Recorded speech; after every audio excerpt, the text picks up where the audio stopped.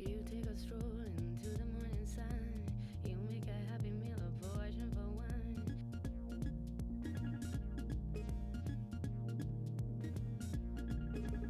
You steal the wallet of a man with a gun. You make this seem like a whole lot of fun. Yeah, you do.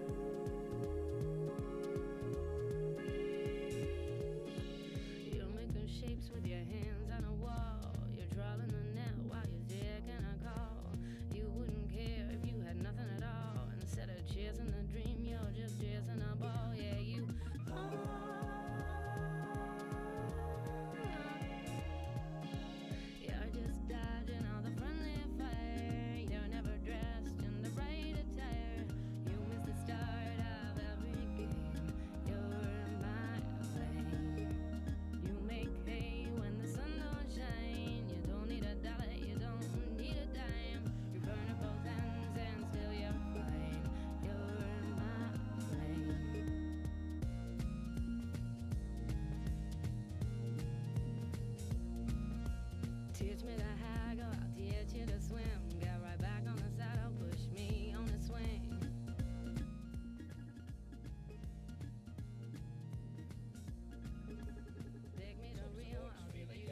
bend over, yeah. Just talk normal and the engineer will make sure there's enough.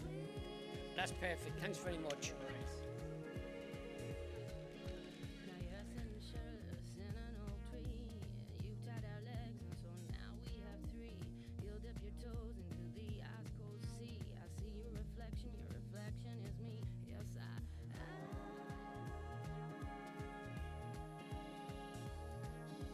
you're just dodging all the friendly fire. You're never dressed in the right attire. You miss the start of every game. You're my flame. You make hay when the sun don't shine. You don't need a dollar, you don't need a dime. You burn at both ends, yet still you're fine. You're my flame. Yeah, but that was because I had loads of hours with Jerry Taylor. So it was just Jerry. I'm the executive. It really personalised some of the debate towards individuals on the executive board. And Joe, you're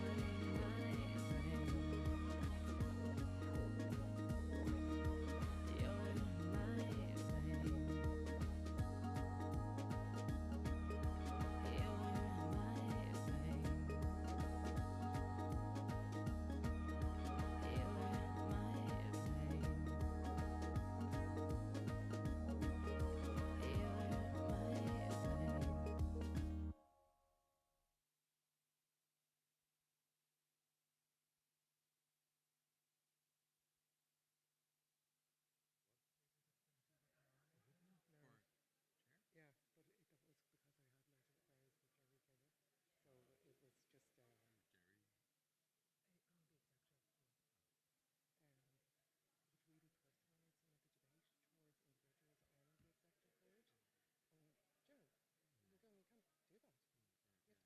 respectful to everyone. So that's where I was going. So. Oh, right. Okay. Thanks, a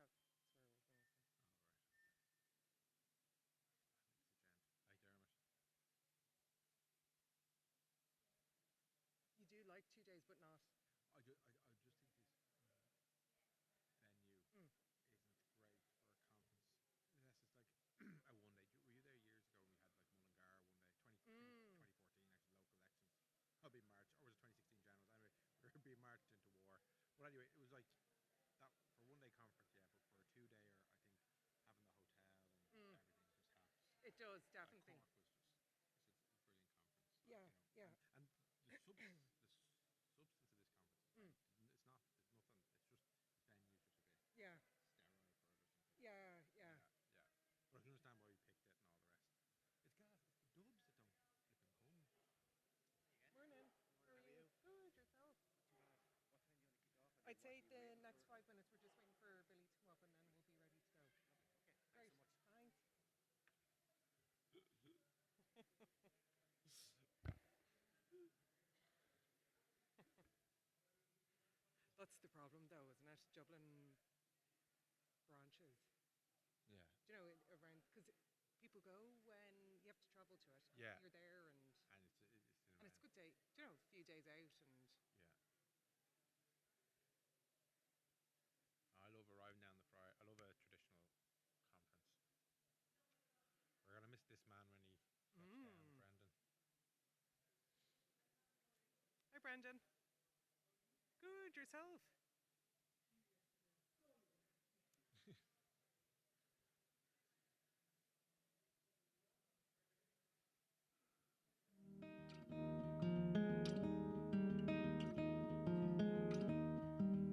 Cleaning up the things she left behind. Have you moved to find some peace of mind? Are you aware of the mess you left behind?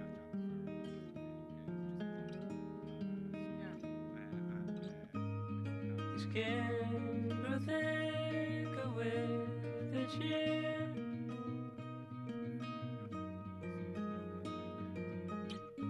Looking back in the mirror.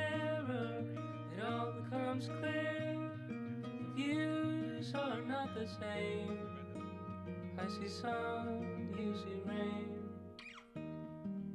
Cleaning up the mess you left behind. Yes, and then you international defence,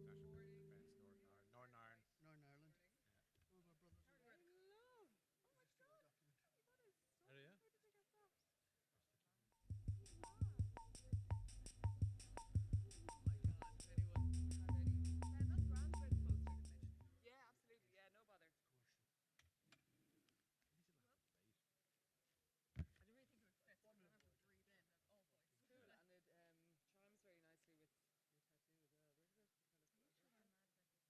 yeah. I haven't seen him yet, but I've been sitting here for 10 minutes, so he might have come in. The next few minutes. Yeah.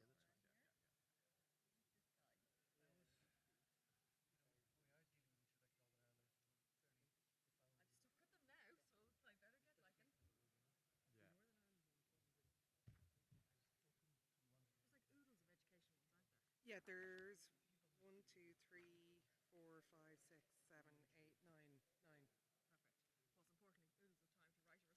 And what do you want to do? Do you... Aon's not going to be here for Perfect. this, so I'm going to take the whole thing. Perfect. That is all right with you, Chair? God, should I bring a pen? Someone stole my charger out of my bag. Wow. Yeah, like it was just on the top of the bag. It was like a really expensive lightning charger. Wow. That's really annoying. So I was like, Especially... oh, Dad, did you borrow my charger? And he was like, no. And I like went around everyone who's Yeah. around the bags. They're like, no, none of us took it. And it's, you know, you're like, don't go into my things. Yeah, You know, that's the way I always am, because you could have anything in your bag, you know? Yeah. Annoying. Yeah. So I was like, it was up in our area, so I assumed that it was all right. Hopefully someone comes up to you at the end of the conference with it. Yeah. Everybody who knits stuff my charger, give it back. Like, she called us knits. Oh, the land. Yeah. You stole my charger, you knits. Oh, Annie, are you taking the last session? Did Billy talk to you about that? The disability session today? No? Okay, she was. Okay. Do you want me to take it?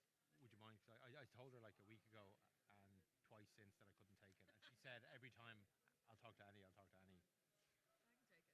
Is it because I'm disabled now? I do the disabled No, stuff. I think it was because you're local, is why she was. I think she was like, there's no way Annie won't be here. Yeah, no, I can do it. Yeah. No problem. Thanks, Annie. Is there anything in particular you want me to say? No. Oh, great. No, Oh, even better. Oh, no, I'll give you no notes. no notes. okay, will we start? Yeah, let's go for Grand. it. Morning, comrades.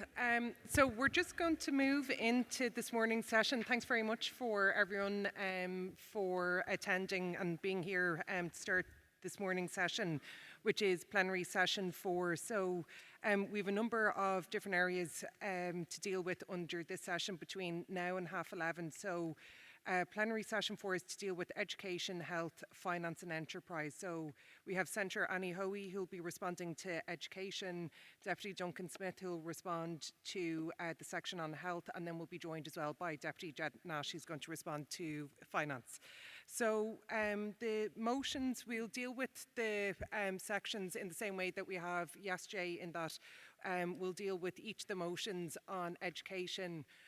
Common debate can take place, and then the party spokesperson will have the opportunity to respond, and then we can take a vote, and we'll progress that way with each of the sections. So again, if anyone is looking to speak on any of the motions relating to education, the access point up to the stage is just through that door there on your left, to be able to make your way up to the seats in order to prepare to speak to any of those motions. So the first motion under the education section is motion 46 in the name of Drumcondra, the Glasnevin branch. So a mover from Drumcondra, Glasnevin. Thanks, Angela.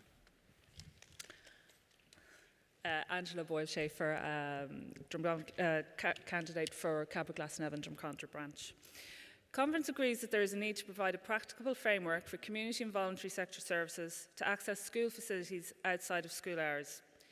In 2020, the Department of Education produced guidelines on the use of school buildings outside of school hours.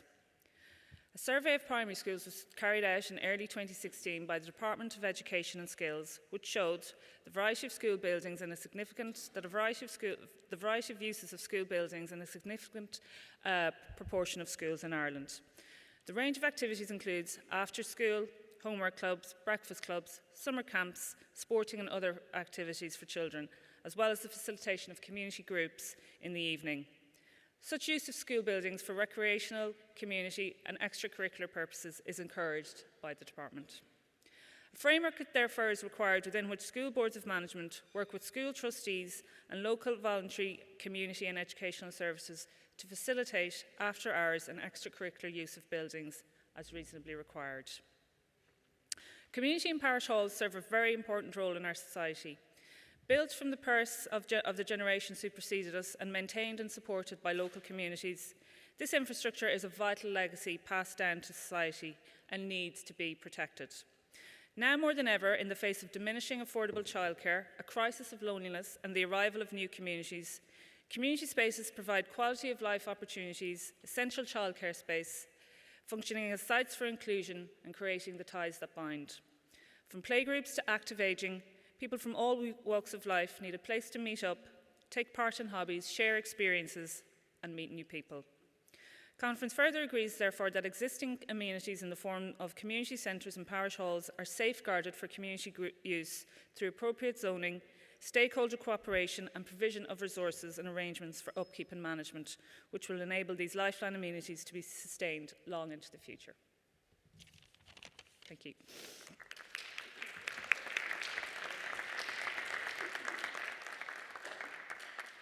Thanks, Angela. Is there a seconder for motion 46? So AJ Jones formally seconding motion 46. So moving then to motion 47 in the name of the Maynooth branch. Councillor Angela Feeney. Thanks, Angela. Thanks, Lisa. Good morning, everybody. Good morning, comrades, friends. I'm delighted to be here. Dave, Gadara, Majin.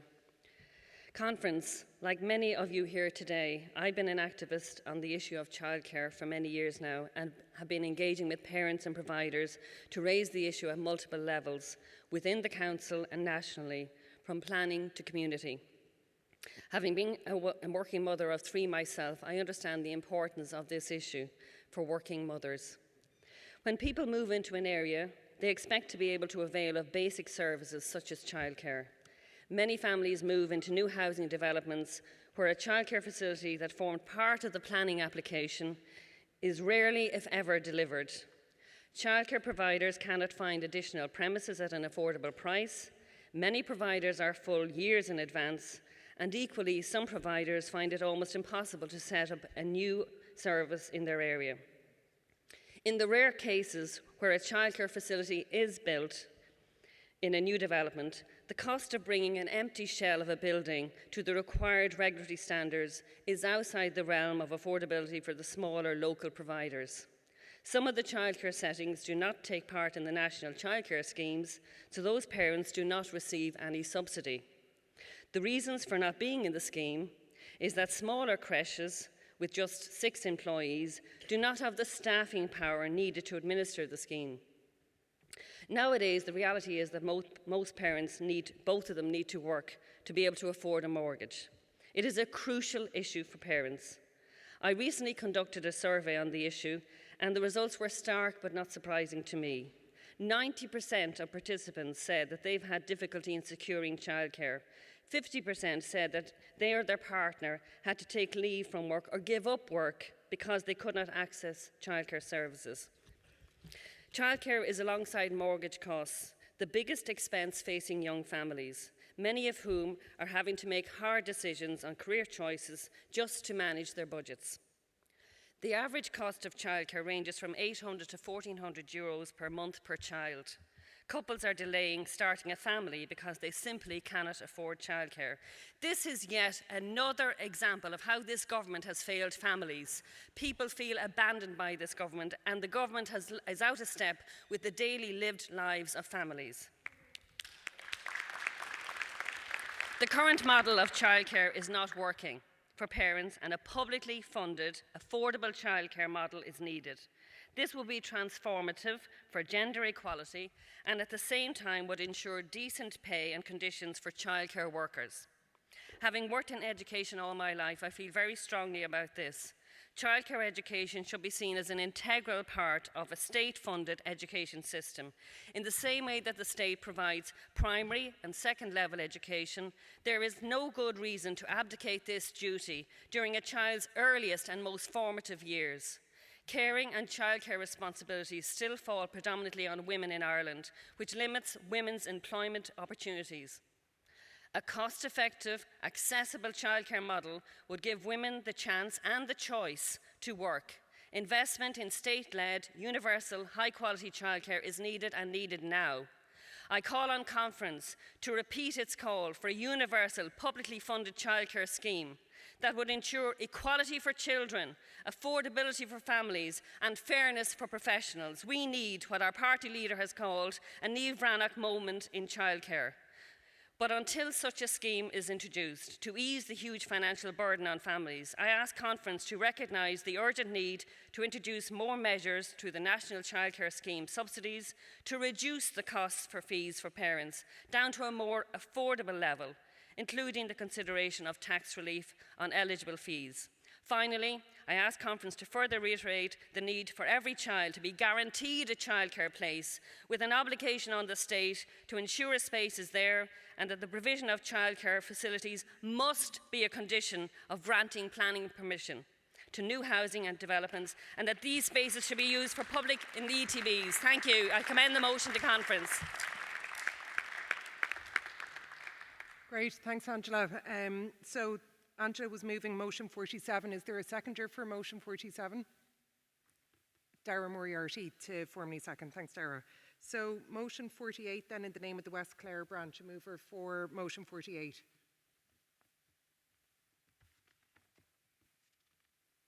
I'm going to come back to motion 48 if there's somebody who either knows somebody from the West Clare branch or if there's somebody in the building, you might just indicate to them that we're dealing with the section relating to their motion. So I'll come back to motion 48 to give the movers an opportunity to speak to the motion. So motion 49 then, in the name of the Noel Brown University of Galway branch, Galway West. Is there a mover for motion 49? Obviously, people were having a very good time last night, which has resulted in where we are at the minute, but I'll come back to motion 49. So motion 50 then in the name of the Finglas branch. Jerry Kerr.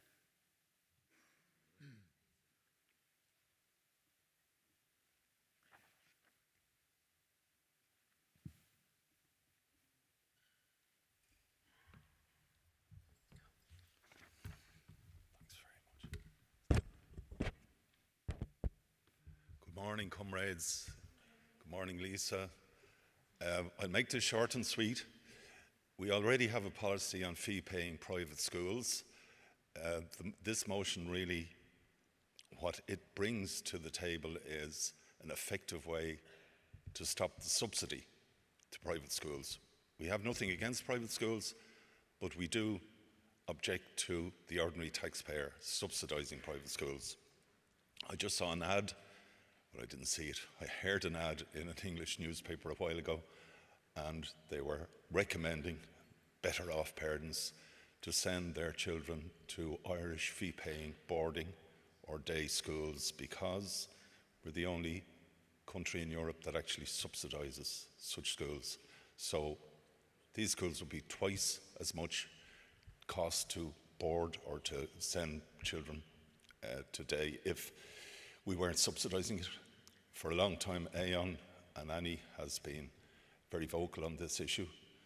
And 120 million euro we spend each year on these 50 schools, which bring about elitism. And elitism, as you know from England, can bring about golden circles and can be corrosive for equality, for inclusion, for diversion. So the effective way that this motion suggests to you, and I hope you approve it, is that as and from a certain date, we would say from that date on, we're not going to pay the salaries and pensions of teachers in these schools. They have to look after that from their own assets and their own, increasing their own fees. And it will mean that 120 million instead would be given to local schools for teachers, SNAs, and for all the various extra resource teachers that are needed in those schools. And parents, there'd be a transition period by which parents would have a choice and a chance to change or to move. But we as a state would be defending the equality of our state schools. Thank you very much. And this is just coming up to you there as well, Jerry. So motion 50, is there a seconder for motion 50? Mike O'Connor, thanks Mike, to formally second motion 50. So motion 51 then in the name of Labour Youth.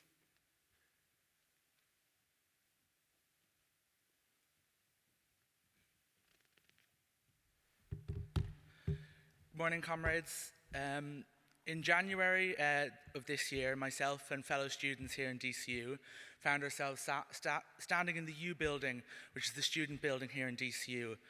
We were outside a press conference being delivered by who it now seems is pretty likely to be our next Taoiseach, Simon Harris.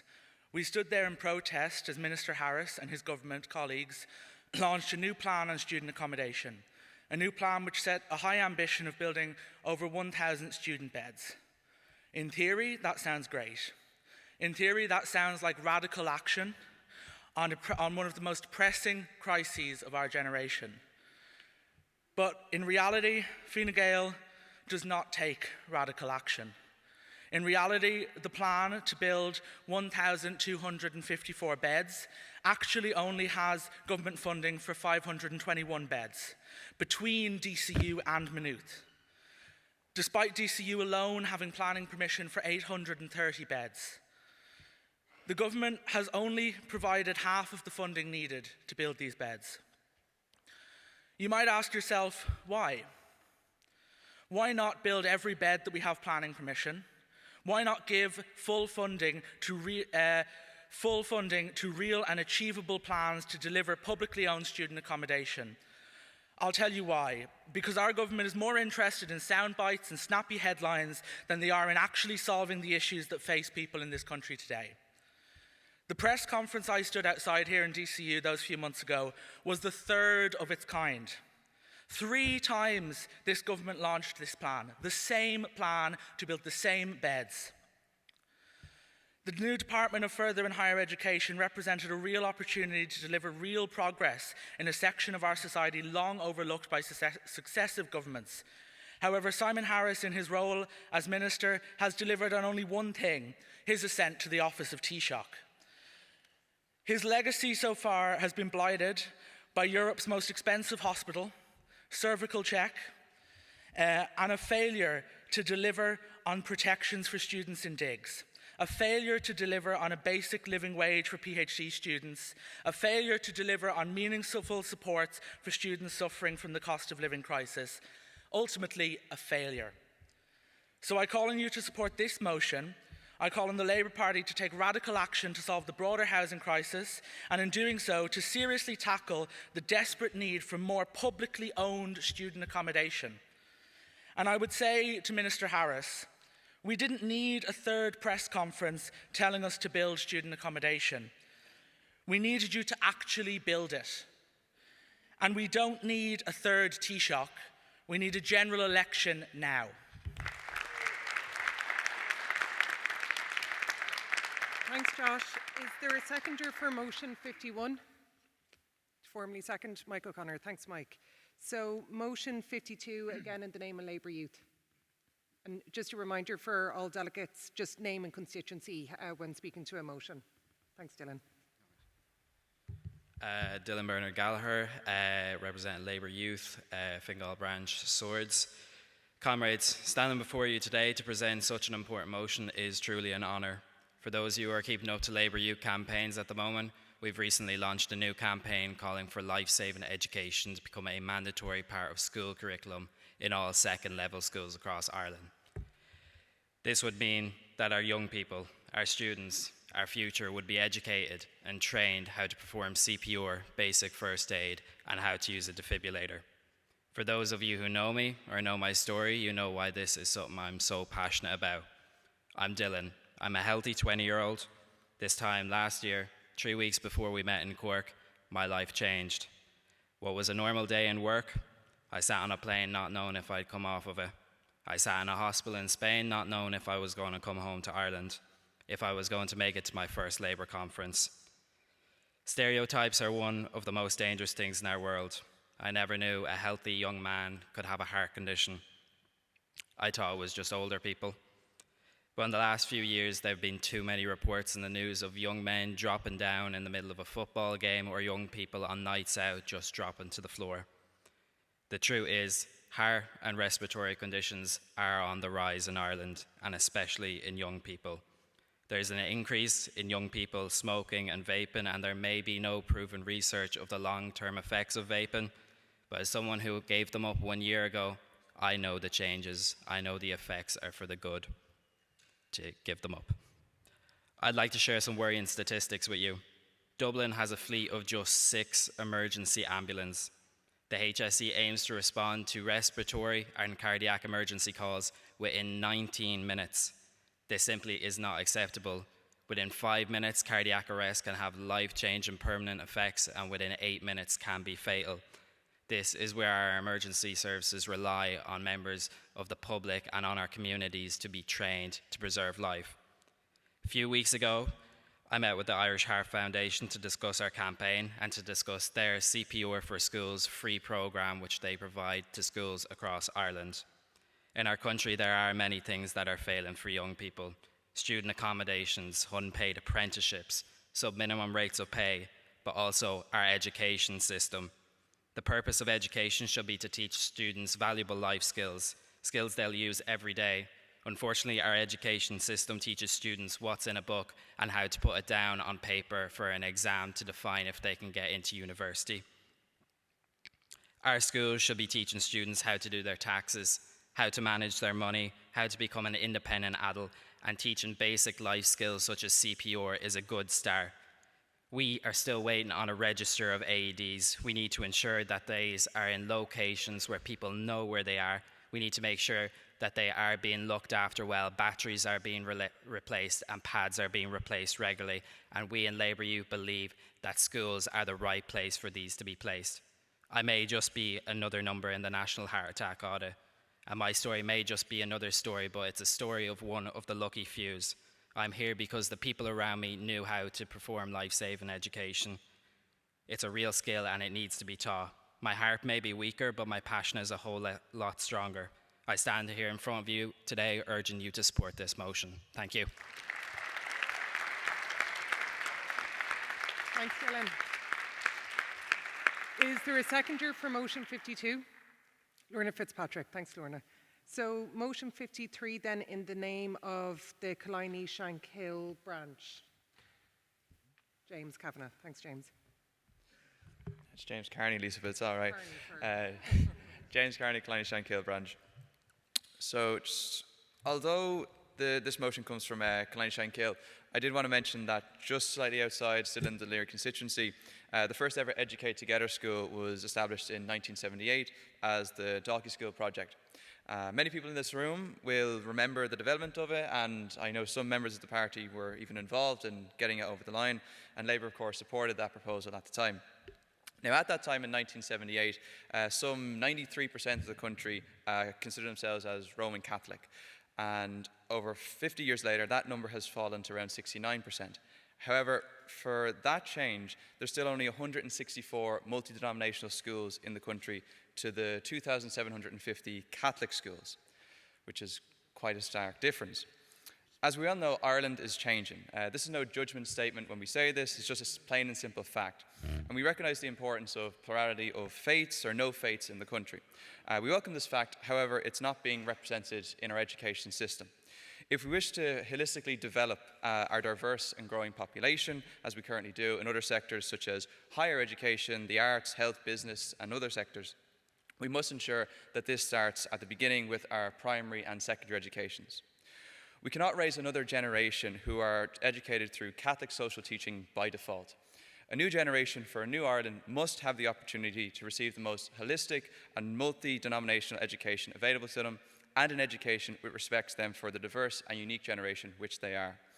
As the motion states, we need to look to the future of our education system, to use this moment of change in our country to examine what a truly inclusive and representative education system looks like for Ireland in 2024 and beyond, and to give our children a central voice in guiding that change.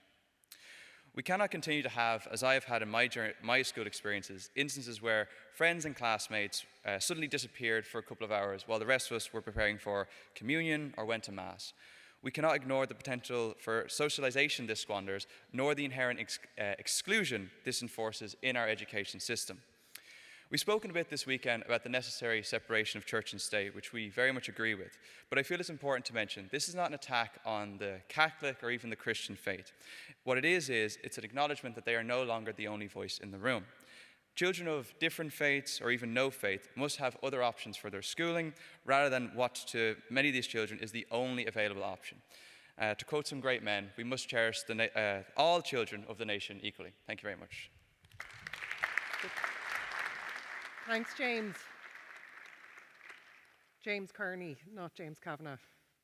Thanks, James. So a seconder for motion 53. Helen. Thanks, Helen, for formally seconding motion 53. So the last motion under the education section is motion 54 in the name of Dublin West. A mover for motion 54, Councillor John Walsh. Conference. John Walsh, Clonsilla, Dublin West, and representing the Castleknock electoral area.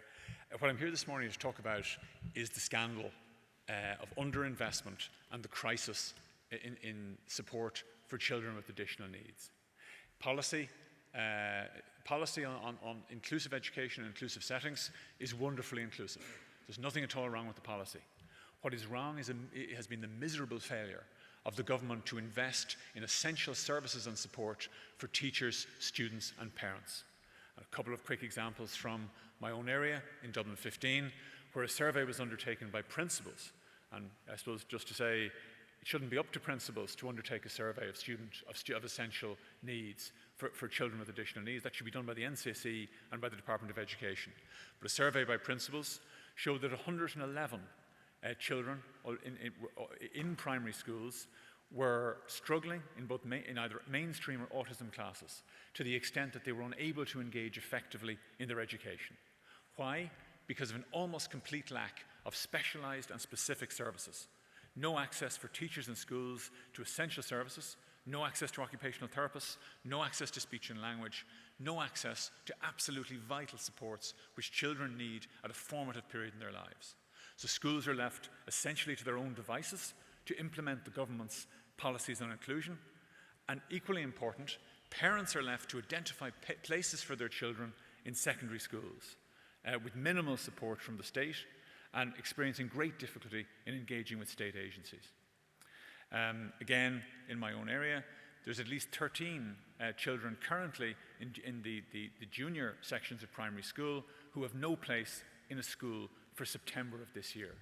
And in this day and age, that's simply a scandal.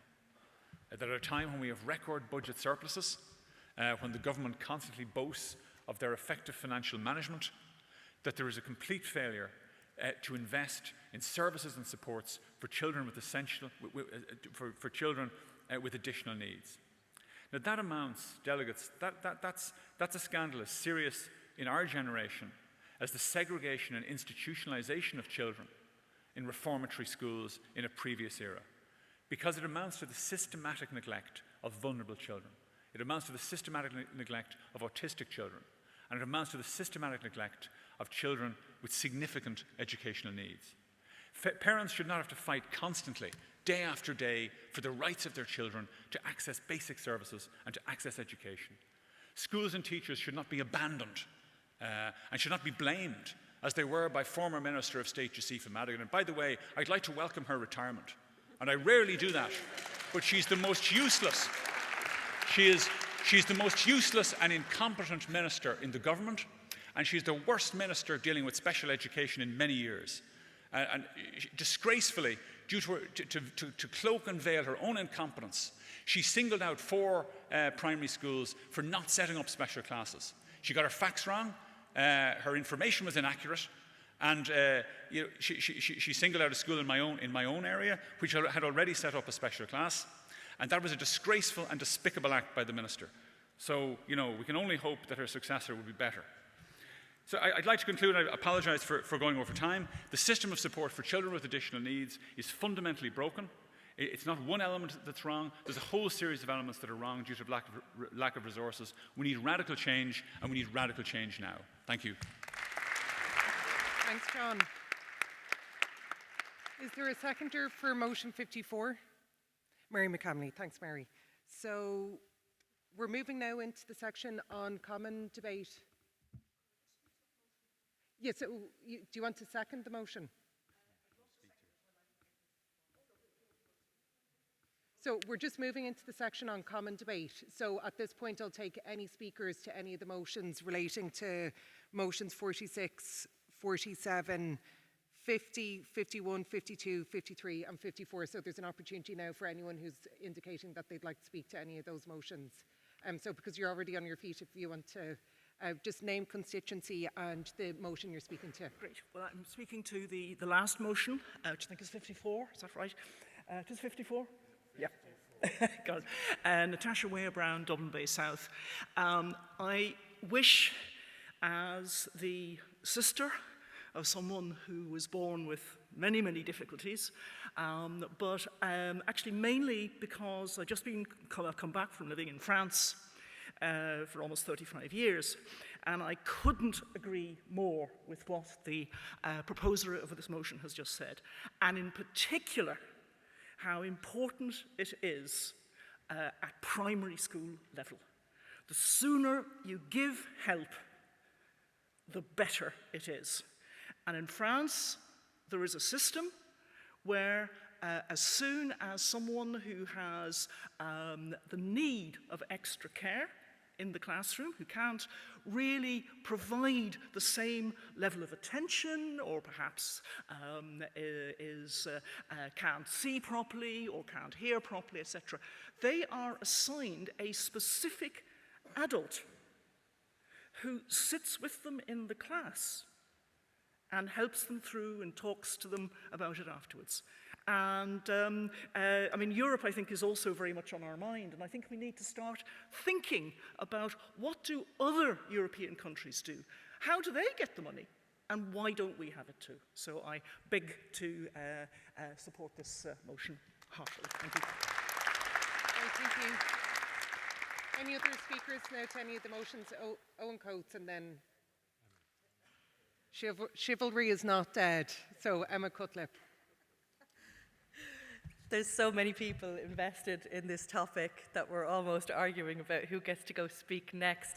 Because as a mother of 2 children with ASD and sensory needs and other complex needs, I know the challenges that thousands of children and families in this country face day in, day out to get the very basic needs met.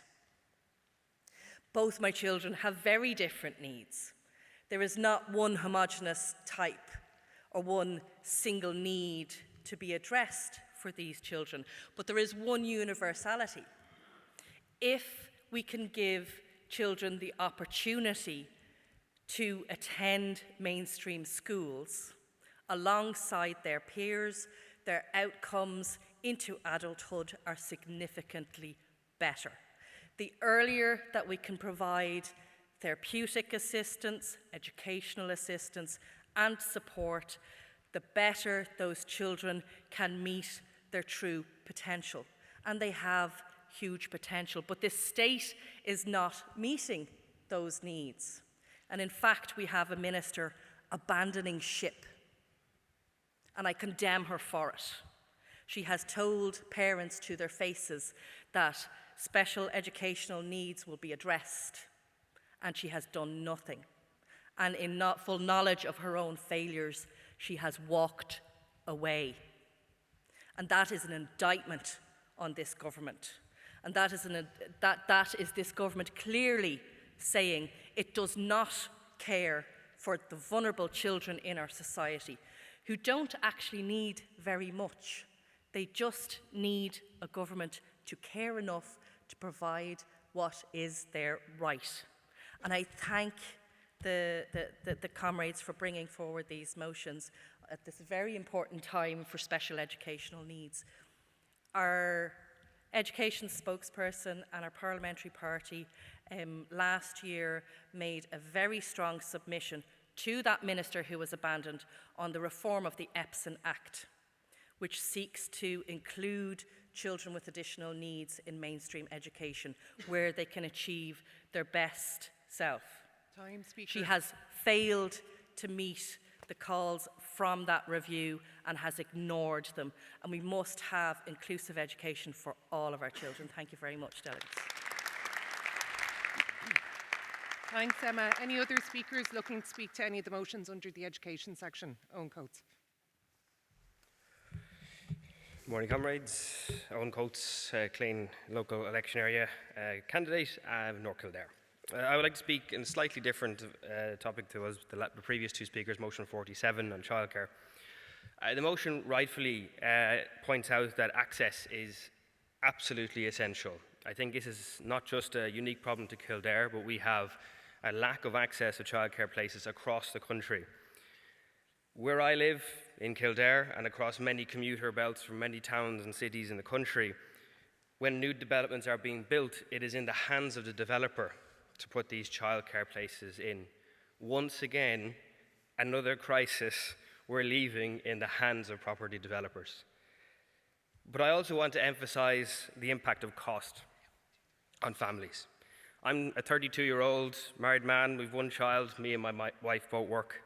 We live in Dublin commuter belt in this MED house. We are the bog standard version of our generation. But this generation is a generation of debt. The moment we finally save up to be able to afford to buy a house, we are stuck with a mortgage that is effectively 3/4 of our income. Then we decide to have a child, bring the next generation up, and we are given another massive bill of childcare. Then we have inflation on top of that, all the other battles we face in the workplace with minimum wage and increasing our wages. There's only one alternative which I refuse to accept, and that is that one of us, and in the vast majority of families, it's women, that have to give up their working life to care for their children. And they willingly do, but that's not fair. That's not fair on anybody. It's not the situation we want to find ourselves in, and it's not fair in the next generation. This is a national crisis. It's a fundamental crisis, and we need a fundamental systemic change in how we deal with childcare. Childcare should be a public right. It should be a public service. It's as simple as that. Enough is enough. My generation has had enough. We've had enough. This has to change, and we need to deliver that change. Thank you. Thanks, Owen. I have another speaker, and then with yourself, and then I'm going to come to John O'Regan because we have an emergency motion number 1 from Cork South Central we'll deal with as well. So I haven't forgotten about you, John. Lisa, colleagues, comrades, my name is Vicky Clancy-Barron. I am a first-time Labour Party candidate and member, and I am from the Wexford branch. I'm a primary school principal from CBS Primary in Wexford. Unfortunately, my notoriety came because we were the school that actually went to remote learning during COVID, so I've had quite a few interactions with the Department of Education and Ministers Foley and Madigan. So just if I may speak to just a couple of the motions from, I hear what everyone is saying, but just from an actual primary school perspective. The first one I'll look at, if you don't mind, is motion 53. And I am leading a Catholic school. I suppose, Conference, you need to recognise that not every school in Ireland wants to be removed or divested, and that's something that we need to be mindful of. There are quite a few rural schools in Ireland who are very happy to remain under the Catholic denomination. The Citizens' Assembly for the Future of Education is established under the radar. I happened to be at an IPPN conference about 3 weeks ago, and I was introduced to 2 gentlemen who were leading the conference on education. They are looking to include the children's voices in it, but they are not examining ownership and patronage as part of that. All schools do at the moment provide, where they can, written instructions as to how religion will be used or implemented in the school. But what I ask you, colleagues, it's not so much as removing religious education from the actual school. I think there needs to be a unique education about universal religions. But if we seek to move religion straight out of the school, that isn't going to work, because there are so many people, and I'm talking as someone who's very frustrated by this, so many parents, when you ask them, do you want to remove the Catholic denomination, they'll say yes. But as soon as communion and confirmation comes up and you talk about removing that, there's a massive no. So there's a rite of transition that's viewed by parents in other parts of Ireland, especially in Wexford. So what I would ask you, colleagues, is to consider, instead of removing religion from, or sacramental, I would like it taken out, but to move it outside of the school day.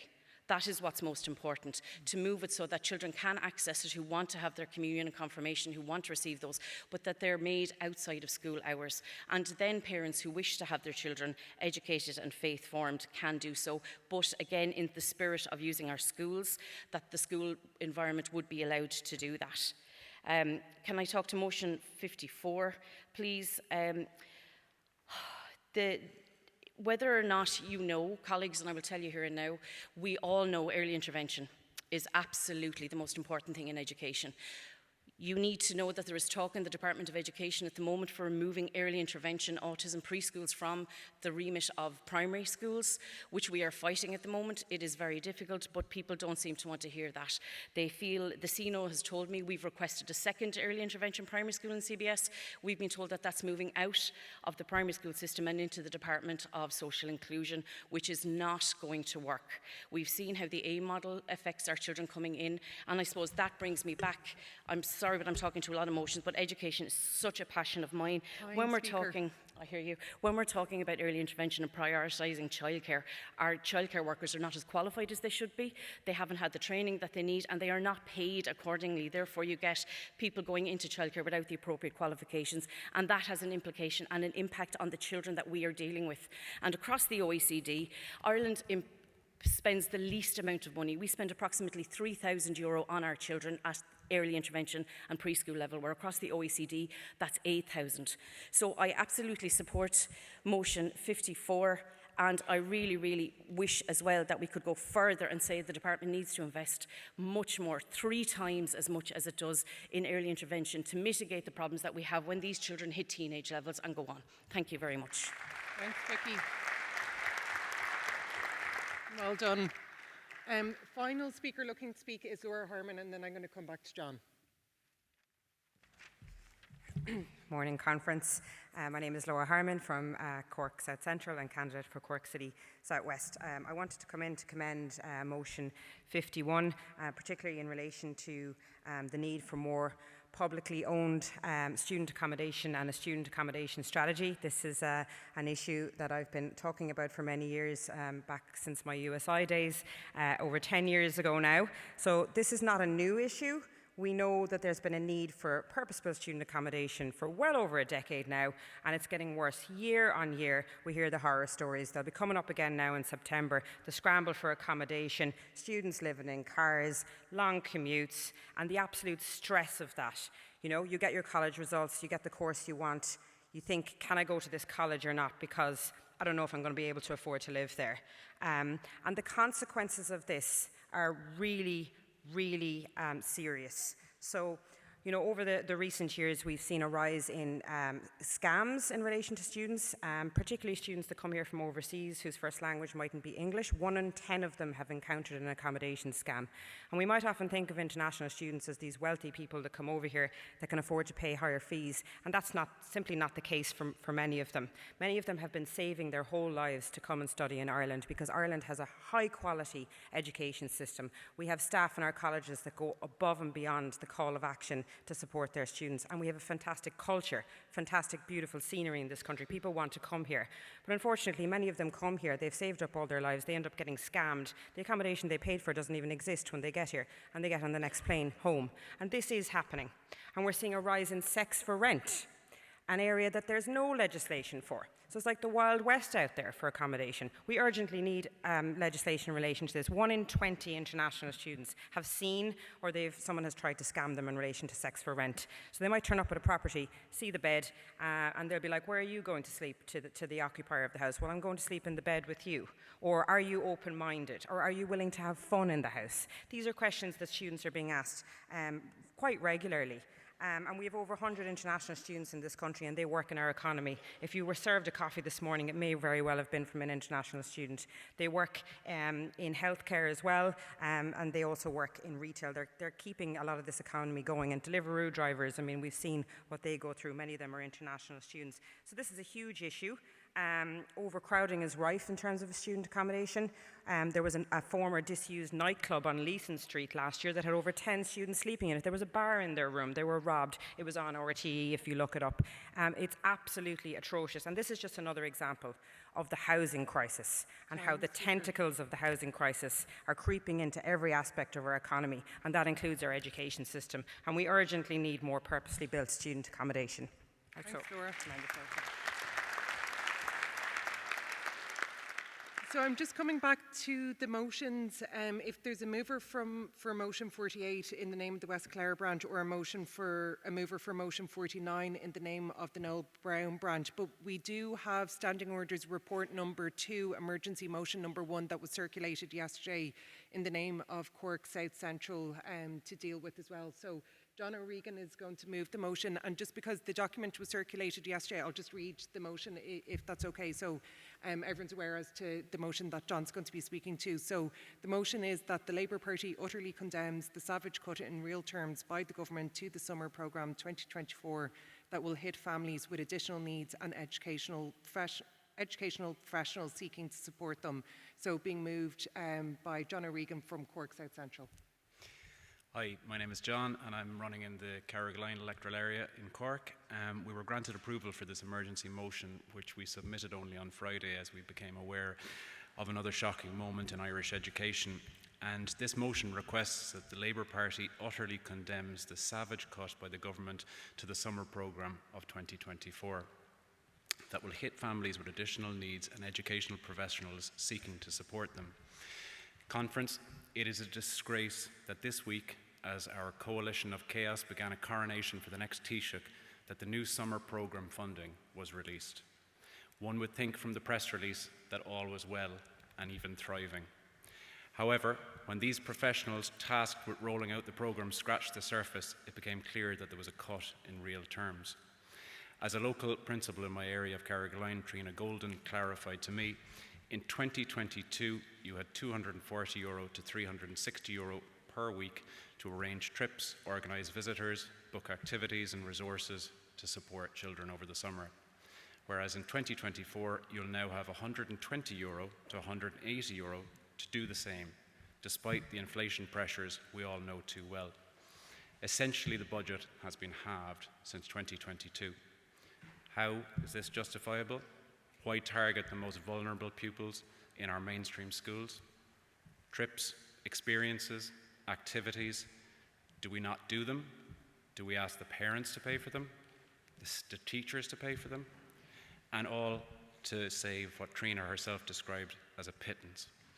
And the most shameful part of this sorry tale, the next day the Minister for Special Education resigns, confirming she's not running in the next election, and sails into the sunset. Families of children with additional needs left abandoned. It's not right, we won't stand for it, and the people of Ireland won't stand for it, and I ask you to support this motion. Is there a seconder for Cork South Central for the motion? Councillor Brian McDonagh. Thanks, Brian. So at this point then I'm going to ask, there's nobody else indicating to speak? James, and then the final speaker, and then I'm going to ask the party spokesperson to respond. Folks, just James Carney, Plenary. Just wanted very briefly to commend Labour Youth on their motion 52 regarding first aid training, CPR training. Dylan spoke earlier about some personal experiences, and just very briefly, on December 23rd, my father for the first time had heart trouble. Now, I wasn't in the home, my sister's a trained nurse, so luckily someone was in the home my father's still with us today. But it is those things where things can just happen and you never expect them. While I urge you to support this motion in of itself, I'd also encourage people, if they are not already linked up with their local community first responders, to very much do so. I see Lauren Fitzpatrick nodding her head down there. I'm in the process of being trained for my community first response as well. It's a vital service for our communities, and it's a fantastic way to ensure that things that we don't expect to happen can be prevented from becoming things that we would never want to happen. Support the motion. Thank you very much. Thanks, James. So I'm going to ask the party spokesperson, Senator Annie Hoey, to respond to the debate, and then we'll move to a vote. So, Senator Annie Hoey.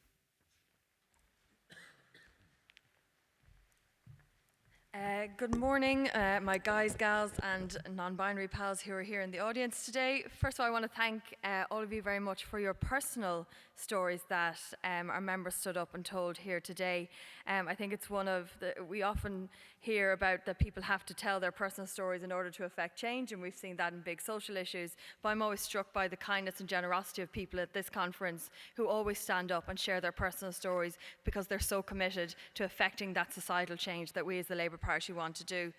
I'll go through, I'm taking this on behalf of both Aon and myself for all of the education motions. I was really struck by the motion from Maynooth around publicly funded childcare. 2 years ago, I was on a study trip, a bit of a jolly, to Iceland to learn about how that country has eliminated the gender pay gap. And the biggest issue, the number one issue that I heard about, whether we were talking to right-wing politicians, to trade unions, it didn't matter who we were talking to. We went through the whole breadth of society when we were there in Iceland.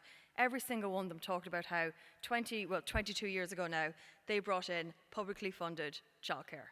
And that is how they eliminated the gender pay gap.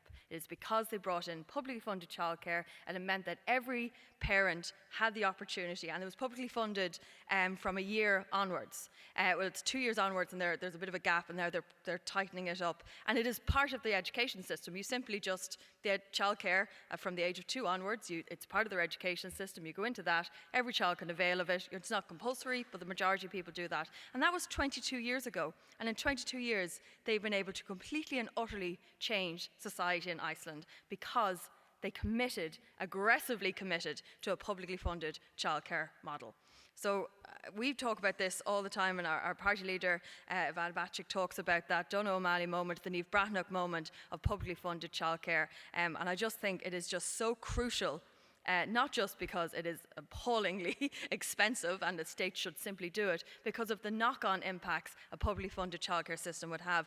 And one of those is closing the gender pay gap, within which Ireland we're not getting really all that much closer to doing.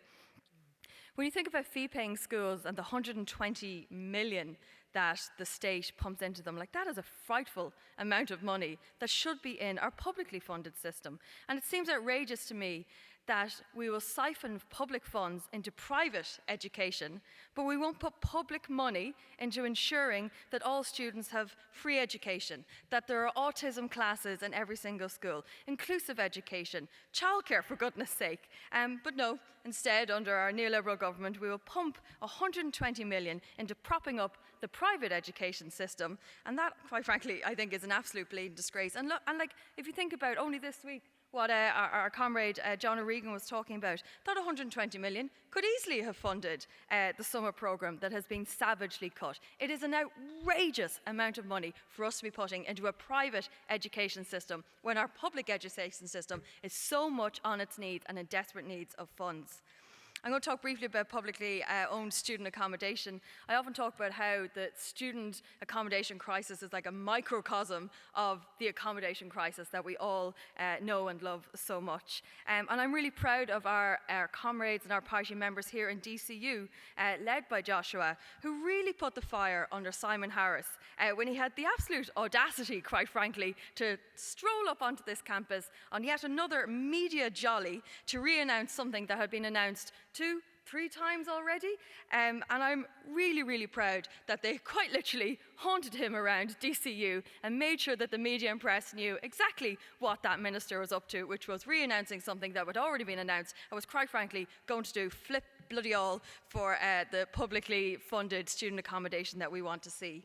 I'm going to briefly talk about and thank again Dylan for his speaking so honestly about his personal experience, you know, and I think that really shines a light on something that, you know, even I'm ashamed to say that I don't think of heart issues as being, you know, that can happen to anyone. And of course they are something that can happen to anyone. I think this is such a crucial motion in terms of that CPR training, that everyone has that basic life-saving skill, and I've often think about some of the other basic skills. It was a big motion when I was in the student movement around, you know, children being able to swimming lessons. It seems a little bit crazy that we live on an island surrounded by water, yet we don't teach the basic skill of swimming and how to be safe in the water. So I really want to commend Labour Youth for this motion around the CPR skills training, and echo the call for all of us to get trained up with our community first responders. I'm really struck by what Lisa said in terms of that right of transition passage. And I have so many friends who now have children coming to that first communion age, and when before they had kids, were like, nah, absolutely not going to get involved in that. No way, we're going to stand firm. And then, you know, that's what their children want to do, whether it's because the children are hearing that other people are doing it, or because the school is doing it. And then I am really struck by some of my friends whose children, they have opted not to do that, and instead of being sent into another classroom to do more maths. Now, no shade on maths. We need people to be able to do maths, but that sucks. That sucks when children who don't have an alternative option during school hours are being sent to do more maths while they see their friends getting to do fun and exciting things to do with Holy Communion or First Confirmation preparations. So I'm really struck by what Lisa said in terms of making it available outside of school hours, and that really echoes, I think, with a lot of what Deputy O'Riordan talks about, our education spokesperson, around the provision for education, and that little line in the Constitution, which is we provide for education, therefore we provide for patronage of all of our schools, and that allows this kind of system facilitate. And I am really struck by there's a reality also on the ground, and there is a period of transition, not just for children as they transition into a different period in their life in school, but also a period of transition in society that we need to work with. And I think that's a really excellent point in terms of having that provided for outside of the school hours. You know, I talk about how we need to have an education system that is, and I really think of a better phrase than cradle to grave, because it's a bit gloomy at the end point, but everyone should be able to access education at any point in their life, whenever they want, whenever it suits them. It should be publicly funded. It should be what you want to study, when you want to study. It shouldn't necessarily all be about books and learning. There are so many other different ways of learning. And I always think about me and my sisters. I went to university. One sister went through the PLC system. Another sister went to an Institute of Technology. And we all, actually, the sister who went through the PLC system is arguably the most successful out of all of us. And we just had 3 completely different learning styles. And we were incredibly lucky to have parents who recognized that, who fostered that in a school system where, you know, not all of us succeeded with books, and then they fostered that where it was okay for us to learn in a way that suited us.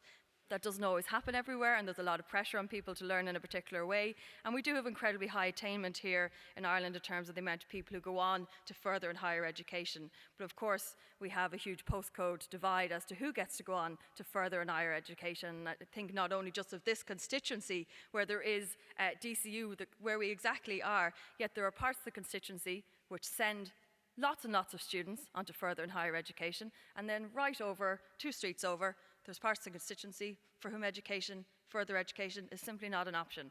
So I don't think we've really worked out the equality that we stand for in the party in terms of education. And I also recognise that we have a skills need, and the government is very focused on our skills need and our value for money, or what we get out of education. And if we're pumping money into people, they have to go and do that. But it's also really important that people can go and do what they love and what they want to learn. You know, people laughed at me when I trekked off to Cork when I was 17 years old to study theatre and performance, but look at me now, I'm standing on the stage at the Helix, so it has worked out. I'm on one of the biggest stages in Ireland. It has worked out just great for me.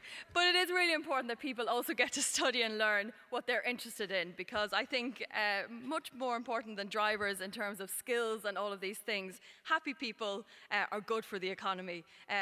people who are happy in what they're learning, happy in what they're doing, happy with their lives, happy with their jobs, all of those things are good for the economy. So I think we need to really, really stand for that. And we just simply cannot have a system where children are unable to attend schools because the autism class, the speech and language, all of those supports that they need are left up to the parents. It is appalling. And it does not stand up to our Labour values of inclusion, equality, justice and fairness. And that's why I really do believe that we need to have the Labour Party in government. Because otherwise we have an education system that is driven by private needs and private school needs, high costs. We have the highest costs of third level fees in Europe. We don't have a fully free second or third or first primary system because of school books and all sorts of things. And we abandon the most vulnerable in society, and we uphold inequality throughout our system. So conference, I want to thank you for all of these motions. I would encourage you to vote in favour of these motions. And I think these motions really show the best of us as the Labour Party, where we stand for equality, justice and inclusion in an education system that anyone can access from childhood to the end of the time that they wish to access it. Thank you very much, conference. Great, Annie.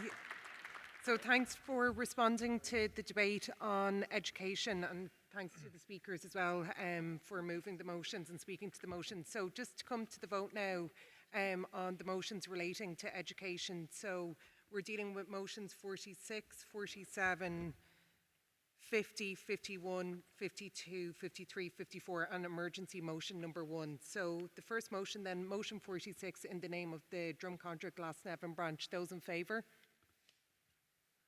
Those against? Abstentions? Motion 46 is carried. Motion 47 in the name of the Maynooth branch. Those in favour? Against? Abstentions? Motion 47 is carried. Motion 48 wasn't moved, so motion 48 has fallen. Same with motion 49, it wasn't moved, so it's fallen. Then motion 50 in the name of the Finglas branch. Those in favour? Those against? Abstentions?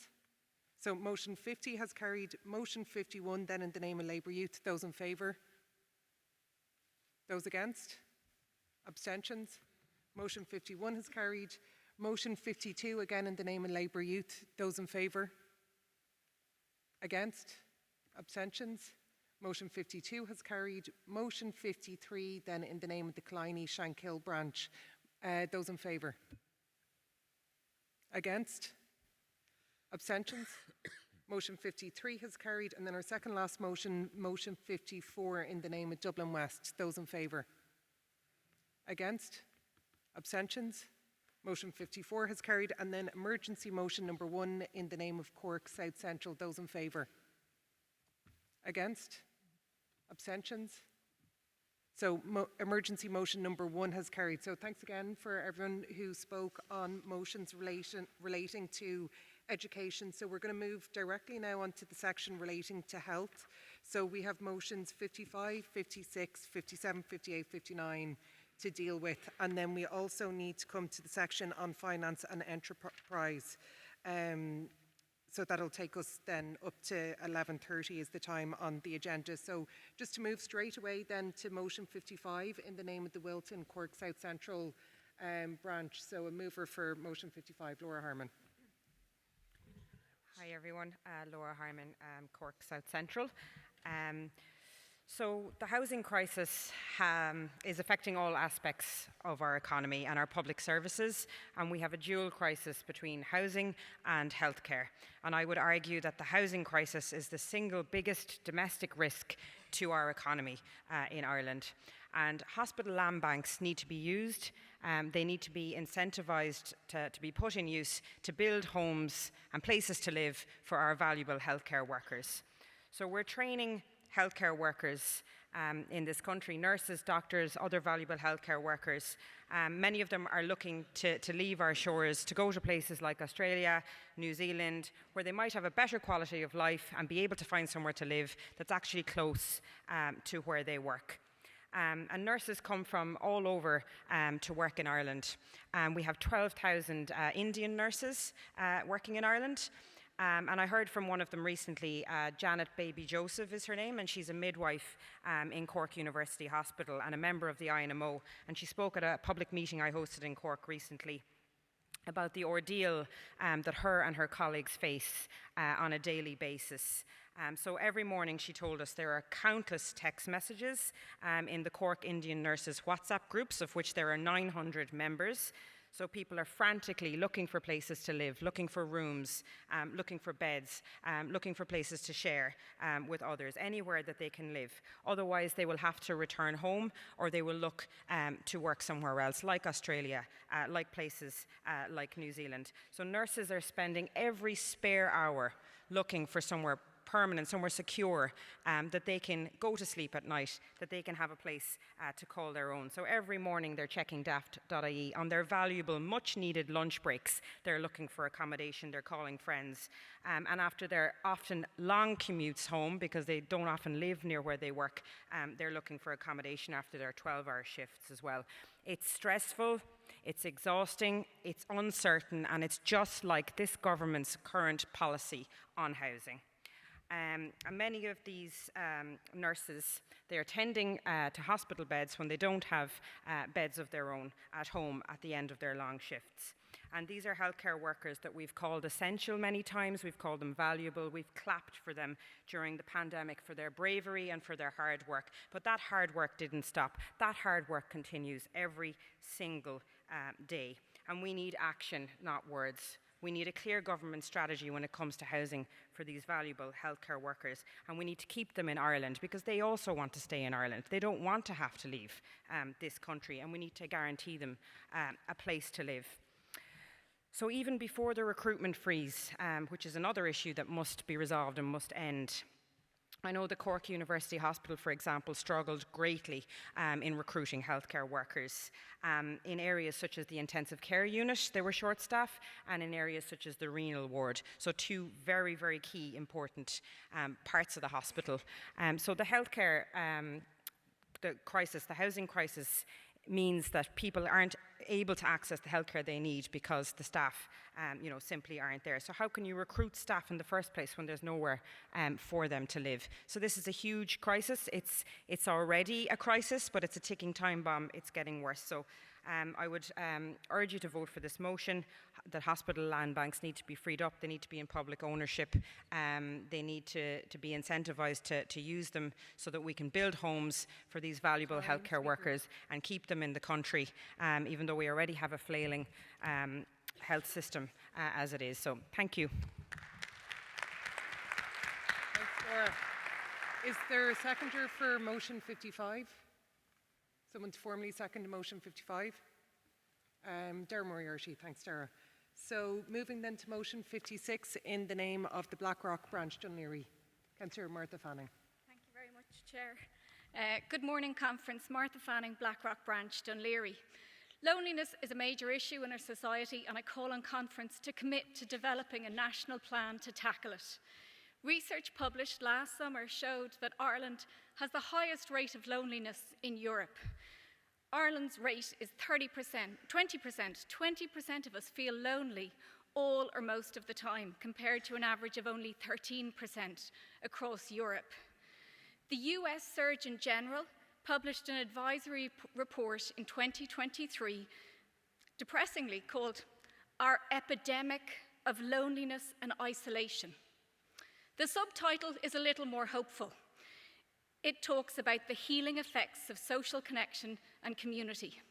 That document, as well as others on this side of the Atlantic, note the significant linkage of loneliness and isolation to depression and mental health difficulties, but also to diseases such as Parkinson's, diabetes, cancers, strokes, and early death.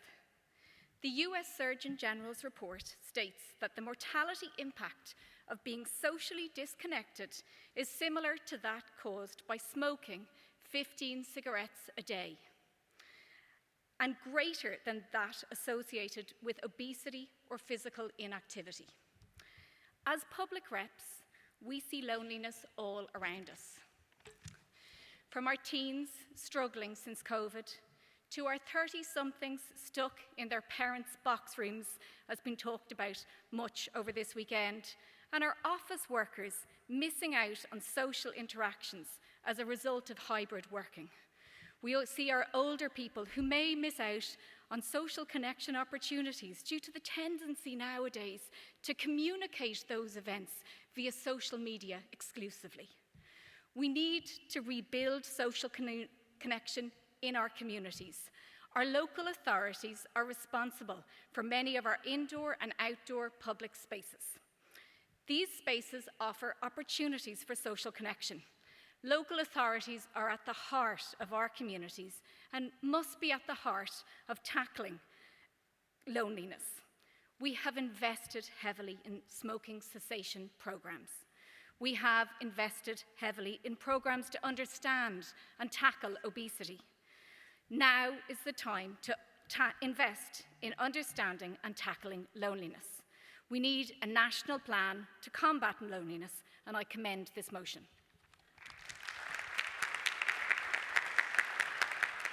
Thanks, Martha. Is there a seconder for motion 56? To formally second James Carney. Motion 57 then in the name of the Carlow-Kilkenny constituency. Gramaga to Cahirig Sean O'Horgan, Crave Charlie Smith, candidate in the local elections in June for the Kilkenny City electoral area. And I suppose just on a light note before I begin, to congratulate everybody in head office on the organisation of conference. But I did hear a lot of my Dublin comrades, who I love dearly, especially at All-Ireland football time, saying that they'd love to be back down the country. So I'm going to start the campaign for a return to conference to Kilkenny after many years in the next 12 months. This is a very serious motion. I speak, as I spoke yesterday on another issue, as a frustrated parent. A frustrated parent who has talked to dozens of other parents who find themselves in this situation. Young adults coming from non-smoking households who have suddenly started vaping. Many of whom have become addicted to vapes, and many of whom are in difficulty. We heard a superb interview with a woman on RTE Radio 1 last year talking about the withdrawal symptoms and the withdrawal process of going cold turkey from vaping. A very scary interview for any of those of you who haven't heard it. I would recommend it highly. Over a decade ago, we in Kilkenny stood against the head shops that had mushroomed all over our society with untested, unregulated drugs being produced in our community. We held a public meeting in Kilkenny. We brought Chris Luke from UCC to talk about the dangers. Suddenly, in the blink of an eye, because of ground-based campaigns like our own throughout the country, the Minister woke up one morning having said for 2 years that nothing could be done about this and closed the shops down overnight. I'm calling for the same thing in relation to vapes. They are unregulated, they're untested, and they are everywhere in our faces, in the faces of our young people. And it's not a coincidence that they're targeting TikTok, they're targeting Instagram, they're targeting the colours of the vapes and their fluorescent colours. And I do welcome what the government has done in banning the sale of vapes to under 18s. And I can see in our communities and speaking to vape shop staff in the last number of weeks that it is working. But the reality is we now need to go further. Let us be under no illusions. The companies behind the production of e-cigarettes and vapes are the very same companies, and Martha referred to it, that we have spent a fortune getting rid of over the last 30 years in the programme against cigarette smoking. They are the cigarette companies, they own the vape companies. We beat them in terms of their promulgation of nicotine use, and now they're back to take our kids back into their market and to get people addicted for another generation. Let us, as a party, and by the way, I need to make one important clarification asked to do so by the Irish Cancer Society. They're not fully in favour of a total ban at this point in time, as the motion states, and we didn't manage to amend it in time. But for the sake of our environment, for the sake of the atrocious environmental damage that's been done by the recycling of these vapes, Our motion is very clear.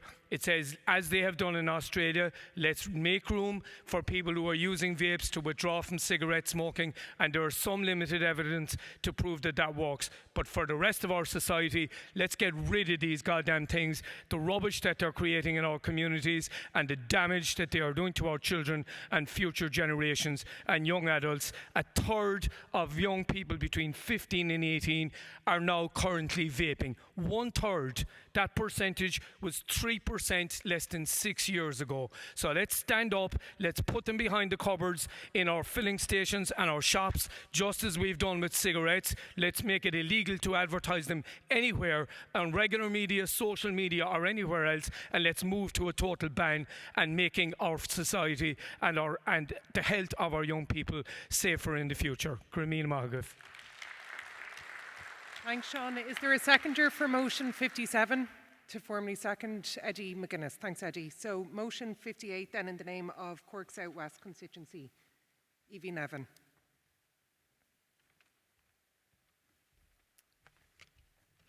Hello folks, Evie Nevin from Cork South West and also candidate in the Clonakilty Skibbereen LEA. The Irish Constitution and the United Nations Convention on the Rights of the Child enshrine the rights and welfare of children. Despite this, our youth endure excessive waits for mental health services, a stark contradiction to these commitments. The World Health Organization suggests 12% of the health budget for mental health. Ireland's contribution is a mere 5.1%. Our shortage of child psychiatrists and psychologists is alarming. Training a consultant specialist psychiatrist takes 14 years, and a comprehensive team of professionals is essential for quality services. However, chronic underfunding and ineffective recruitment policies have led to this crisis. Our primary care and children's intervention services are inadequate, to say the least. The UN Child Rights Committee has voiced concern about Ireland's mental health services for children and the high number of children living in poverty. They recommend enhancing living standards and intensifying efforts to prevent suicide and self-harm, particularly in marginalised communities. This crisis transcends treatment. It encompasses prevention and fostering a health-promoting environment. A coordinated response across all sectors and government levels is imperative, tackling education, support, poverty, housing, and social inequalities. We must initiate emergency-level planning with definitive actions and accountability. Our children deserve better. This emergency will profoundly affect their adulthood.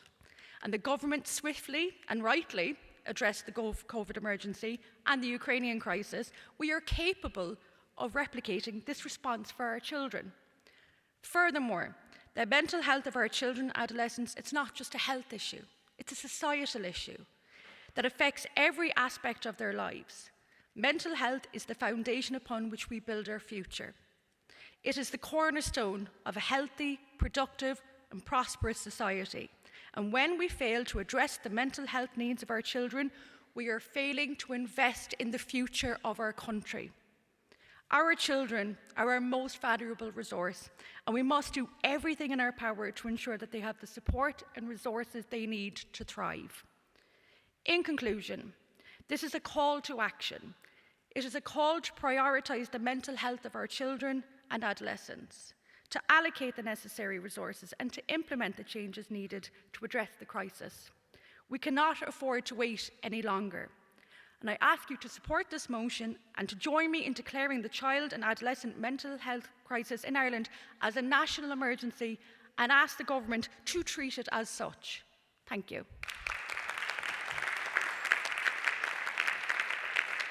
Thanks, Evie. Is there a seconder for motion 58 to formally, Sean, to speak to the motion seconded? Sean O'Hurgan, Charlie Smith Branch, Kilkenny. This is a very important motion to my mind, and any of us who have been through either on a professional basis, as I was as a school principal, or as parents, as many of us have been, the crisis in mental health among children and young adults, it needs to be addressed urgently as an important matter of human rights.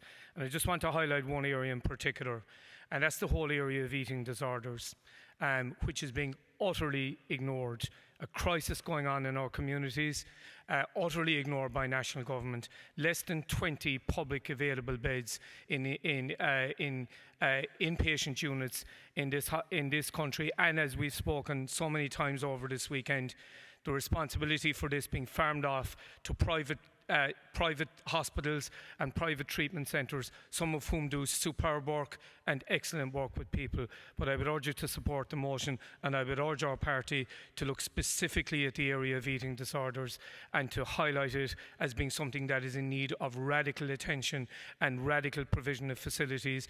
The level of our provision in Ireland in comparison with Britain, our nearest neighbour, in comparison with other European countries, is frankly scandalous. And I would urge you to support the motion. Gurmagov. Thanks, Sean. So moving now to deal with motion 59 in the name of the Limerick City constituency. So Councillor Conor Sheehan to move. Thank you very much, Cahirlock, and Conor Sheehan here, Thomond Branch, Limerick City North. So I move that conference calls for a commitment from government for additional funding for University Hospital Limerick. Conference notes that there is an independent investigation underway by the former Chief Justice Frank Clark to investigate the death of Aoife Johnston at UHL. Conference notes that UHL is consistently the most overcrowded emergency department within the healthcare system. Conference calls for the allocation of 91 million in extra funding for staffing and services to bring UHL up to the national average for a Model 4 hospital. We call for the commissioning of an independent review of the situation in the hospital to be led by a health expert from outside Ireland to make recommendations for improvements, and the creation of a task force led by the Taoiseach, the third one who's a former Minister for Health, that includes the HSE, the Department of Health and Local Hospital Management to address the deficits in care and services. In 2009, when we were promised a centre of excellence in UHL, what we got was the complete opposite. While the decision to centralise cancer care and other services was completely correct, the decision to close our emergency departments in Nina, St John's and Ennis without putting in place the proper infrastructure in terms of staffing and beds was completely wrong. There are plans there to open 92, 96 bed units, and we welcome them. But the fact of the matter is that is not enough. The former Chief Clinical Director, Dr. Jerry Burke, identified a number of years ago a staffing and funding disparity between UHL and Beaumont, which serves the same population or a very similar population, yet has 20% more nursing staff, doctors and staff in other disciplines. And the fact of the matter is, the records speak for themselves. UHL is consistently the most overcrowded hospital in the history of the state. Every January and every February, the hospital breaks its own record. I spent 100 hours in that emergency department in January of this year with my elderly grandfather. And I have to say, it was the most shameful and it was the most horrifying thing I had ever witnessed, to see somebody that ill, that unwell, that confused, left on a corridor with hundreds other like him for 4 days. And we know, conference, that the longer anybody spends on a trolley, the worse the health outcomes for that individual are. And it's very clear for all to see that we've been abandoned in the Midwest. The government have completely failed us. The Minister for Health has adopted, like his predecessors, a hands-off approach to this. There's just a shrug of the shoulders and nothing changes. The fact of the matter is, we need investment, and with investment must come reform. We have a staffing and a funding deficit, and that needs to be addressed. And we need a Model 3 hospital as well in the Midwest. We have a shameful situation at the moment where a brand new nursing home in the town of Nina, that our friend and colleague Deputy Kelly fought very hard for, is now going to be used as a step-down facility because there is no place for people who are stuck in UHL to go. That is shameful. It's not acceptable, and I urge you all to support this motion. Thank you. Thanks, Conor. Is there a seconder for motion 59? Someone to formally... Mike Kennedy. Thanks, Mike. So we're now just coming up to 11:30, and this session was due to run to 11:30. The next session on the agenda is due to start at 11:30 up until 1, but I'm going to propose to conference that we'd extend this session by 15 minutes because there's some people who haven't had the opportunity to speak yet that I'd like to bring them in. Duncan then needs to respond, and we still have to deal with finance, and for Jed Nash to be afforded the opportunity. So what I'm suggesting is we'd move this session to finish time from 11:30 to 11:45, and plenary session 5 will run from 11:45 to 1:15, and we can keep a 45-minute lunch if that's okay, just to facilitate that. So can I put that to the floor? Is there a seconder for that? Second. Great, Jed Nash to second. Is that agreed? Great, thanks comrades. So now just moving to common debate on the motions under health. I'll prioritise those who haven't had the opportunity to speak yet.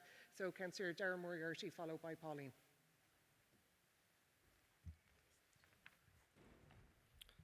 Thanks very much, Chair. Darren Moriarty, Dublin South Central, Frank Lusky branch. I just want to speak to motion number 55 from Cork South Central. It calls on housing for healthcare workers. And I think of my own area in Dublin 8, which is home to the Coombe Hospital, which is home to St James's, and will be home to the National Children's Hospital whenever they finish it. And I think of all of the dereliction, the crumbling dereliction, the buildings that are lying empty.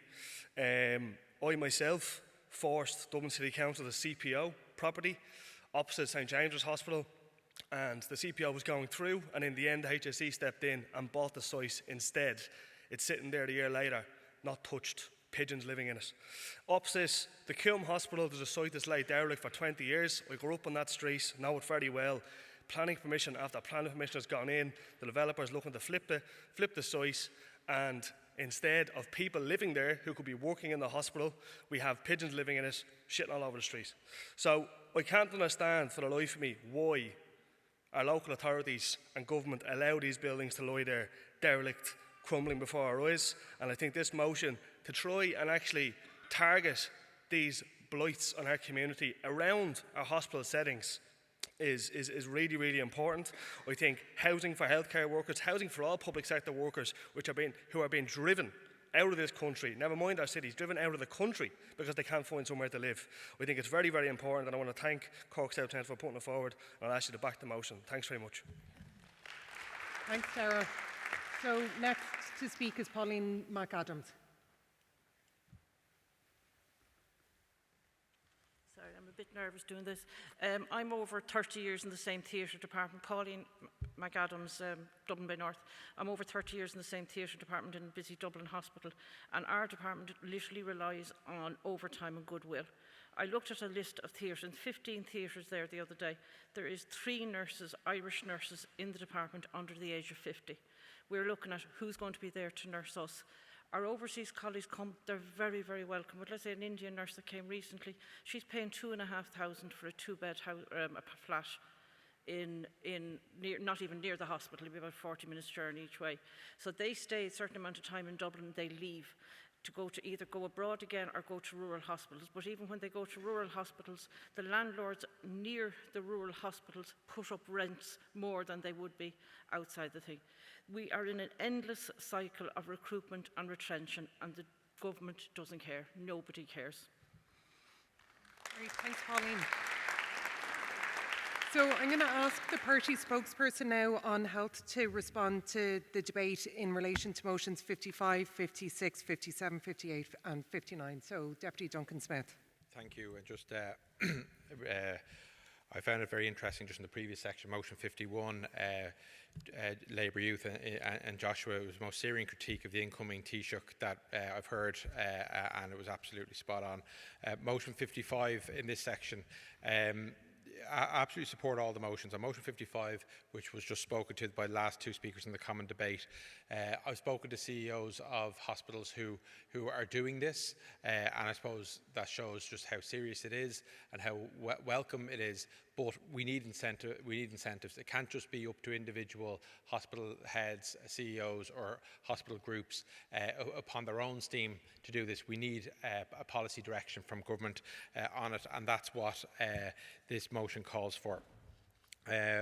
Motion 56, I spoke to Councillor Martha Fanning and Councillor Juliet O'Connell just in advance of this debate, and it struck me that we aren't paying enough attention to this as a society. The figures are stark. 20% of people feel lonely, and if you just go back to Senator Annie Hoey summing up the previous debate in terms of how good happy people are for an economy and a society, well, if we've 20% of people are feeling lonely, we can just extrapolate how negative that is for our society and what we need to do here. And I think calling for a national strategy in this area, I think, is most welcome. And I commit, should this be passed and endorsed, that I will put a request into the Dáil to have a debate on this, either through a topical issue or an oral PQ at the next available opportunity. Motion 57, Sean O'Harrigan, I fully support this motion. We can't continue to legislate, or indeed non-legislate, or regulate or non-regulate in an area with such limited evidence. We need to see the evidence to back up what we know people are feeling. And if we go back again to the previous section in terms of Dylan's contribution, in terms of his own experience and how he has felt in the last year in terms of giving up vapes and the impact it's had on him, to which he alluded to. We know that vapes cannot be good for you. Nothing in terms of those chemicals being put into your system can be good for you. We need the hard evidence, but we shouldn't be afraid to act in a proactive manner, even in advance of that, and I support that. Motion 58 from Evie Nevin in Clonakilty and Cork South West. We need, what she speaks to at the start of this motion is a rights-based approach to healthcare, and if we are true to having a rights-based approach to healthcare, then given the crisis and emergency we are facing in our mental health services, we can only call for an emergency level response, and I fully endorse that as well to conference. Motion 59, Conor, if anyone had heard Councillor Conor Sheehan's drive time contribution in January upon his experience with his granddad Jerry, or any of the articles written in both local and national media. Unfortunately, as Conor will attest to, his experience in Limerick isn't an isolated incident. It's all too common, and Limerick has become shorthand for the crisis of our national crisis in A&E. Nobody wants to live in a city or a region that has a hospital that is shorthand for such a crisis. So again, what this motion is calling for is something that we all should be calling for, and fully agree with, and I endorse that. We need to see the Midwest region improved upon, and we need to see the city of Limerick and the surrounding areas have a hospital that they can be proud on, and most importantly that they can trust, and unfortunately it's not there at the moment. So I endorse and support all these motions to conference. Thank you. Great, thanks to Duncan, our party spokesperson, for responding to the debate. So just to move then to a vote on each of the motions under this section. So looking at motion 55 in the name of the Wilton Cork South Central branch, all those in favour of motion 55? Those against? Abstentions? Motion 55 is carried. Motion 56 then in the name of the Blackrock branch, Dún Laoghaire, those in favour? Those against? Abstentions? Motion 56 is carried. Motion 57 then in the name of Carlow Kilkenny, those in favour? Those against? Abstentions? Motion 57 is carried. Motion 58 in the name of Cork South West constituency, those in favour? Those against? Abstentions? Motion 58 is passed, and then motion 59, the last motion under health in the name of Limerick City, those in favour? Those against? Abstentions? Motion 59 is passed. So we've dealt with now the section on health, and the last section under plenary session 4 is in relation to finance and enterprise. So thanks again to Duncan Smith for responding to the debate and to the speakers who spoke to our health motions. So finance and enterprise will deal with motions 67, 68 and 69. So the first motion then from the Longford Westmeath constituency is motion 67. So if there's a speaker to move motion 67. And if there isn't, comrades from Longford Westmeath really did have a good night last night, if they're not here yet. Great, thanks. It was just the time coming up. No, I wasn't here. Ansel Boyce, Chairperson, Longford Westmeath Branch. The Longford Westmeath Branch requests that this conference calls upon government or any other incoming governments to commit to extending the dormant account legislation to dormant transactions held by payment institutions authorised to operate in Ireland for distribution by the Dormant Account Fund Distribution Board. The Dormant Accounts Acts of 2005 and 2012 provide a framework for the administration of unclaimed accounts in institutions such as banks, building societies and on post. These funds are drawn down from accounts within these institutions that have had no consumer-initiated transactions in the last 15 years. As of plans for 2024, there are 47.6 million in total in the dormant accounts funds in Ireland, which are going to 52 different plans all across, which would benefit many. But what if there was more money that we couldn't access due to the limitations of our current legislation? We as a society have moved to an almost cashless space, where businesses such as Stripe, Revolut, WordPlay and Avalon provide us with the service of being a middleman for our financial institutions, taking away the role of what we would normally have, such as Bank of Ireland, Permanent TSB, On Post, or even our local credit unions. At present in Ireland, there's approximately 500 million in payments made through these businesses which cannot move from their current position. They are not allowed to move back to the payer or forward to the payee. So how does this money come about is the main question, and it occurs due to certain suspense reasons, some of which include account not found, account status is closed, bill not found, missing transaction ID or invalid transaction ID. Once this error has occurred, the money is ring-fenced until a solution is found. If no solution is found, at least this bulk of money sitting and waiting for someone, but no one will ever collect it. We propose this motion to conference so that these finances, which are sitting and waiting, are gathered up, and with the extension of the dormant account legislation, we can ensure that all causes across Ireland could benefit from this and could be a great positive initiative to ensure our communities and people of Ireland are cared for. Thank you for your consideration. Thanks, Ansel. It's Ansel Boyce from the heart of Labour country, Longford Westmeath. Thanks, Ansel. So, motion 68 then in the name of Jack Fitzgerald Branch Dunleary constituency. So, Councillor Juliette O'Connell. Thank you. My name is Juliette O'Connell. I want to take the opportunity to thank all at head office, organisers, Billy and Chairperson Lisa, for what has to be said is an invigorating, re-energising and very well organised conference. I want to speak on motion 68 and propose we adopt all three parts submitted by the Jack Fitzgerald branch, of which I am a member. Social enterprise is a business that applies commercial strategies to maximise improvements in financial, social and environmental well-being. The business model maximises social and environmental impacts alongside profits for co-owners, and the main goal is actual social change. Social enterprise is playing and will continue to play a vital role in Irish society, acting as a catalyst for social change while stimulating local-based growth and sustainability. This is central to the ethos of the Labour Party since our foundation, and by supporting this motion, we can once again show that we are dynamic agents of progress. The business model works well as the profits are ploughed back into the operations of the business, ensuring the enterprise fosters an inclusive workforce, promoting social cohesion and equitable development. Wonderful examples of two thriving social enterprises in my own constituency are two inclusive coffee shops, Happy Out Cafe in the Dunleary Bats location and Wanderers Cafe, where the Together Now Academy provides certified training and paid employment initiatives for young adults with Down syndrome. Currently, 90% of adults with Down syndrome in Ireland are not in paid employment. However, this social and support network in these 2 coffee shops are changing this in Dún Laoghaire every day. The Council of the EU acknowledged recently that the social economy potential is largely still untapped. This government has virtually ignored this sector.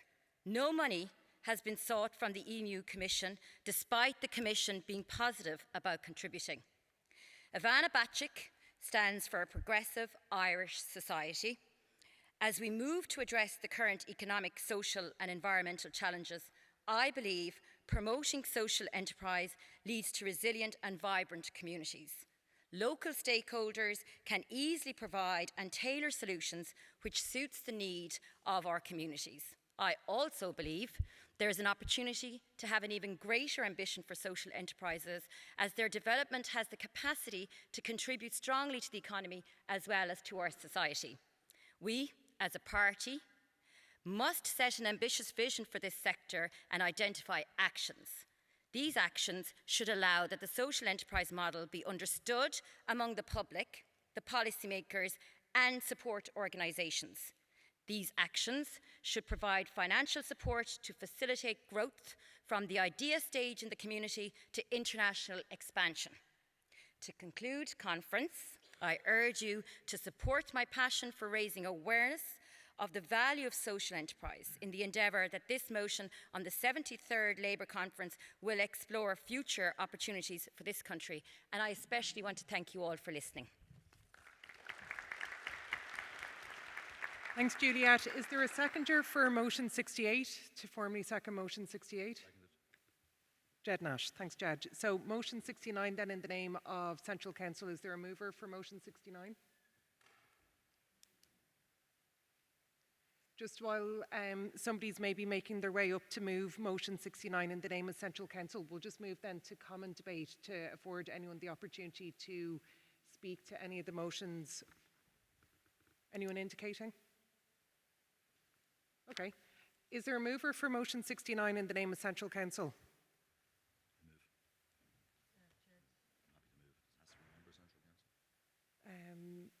Yeah. Is there a mover from Central Council? Mark Wall. Senator Mark Wall is seconder.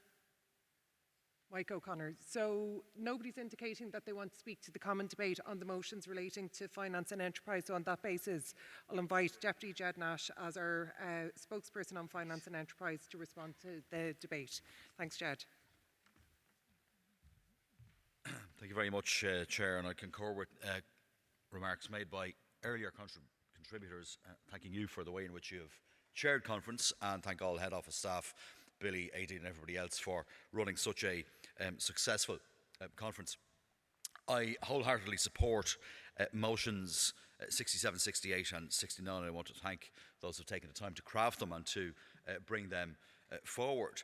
I particularly welcome the motion from Councillor Juliet O'Connell and the branch in the Dún Laoghaire constituency on social enterprise. Because the potential for social enterprise and for cooperative ways of delivering for our social and economic needs in our communities is absolutely boundless. And I think sometimes we misunderstand what social enterprises are, what our social economy involves, and the potential for cooperatives in our society and in our economy. I mean, Ireland used to do co-ops well.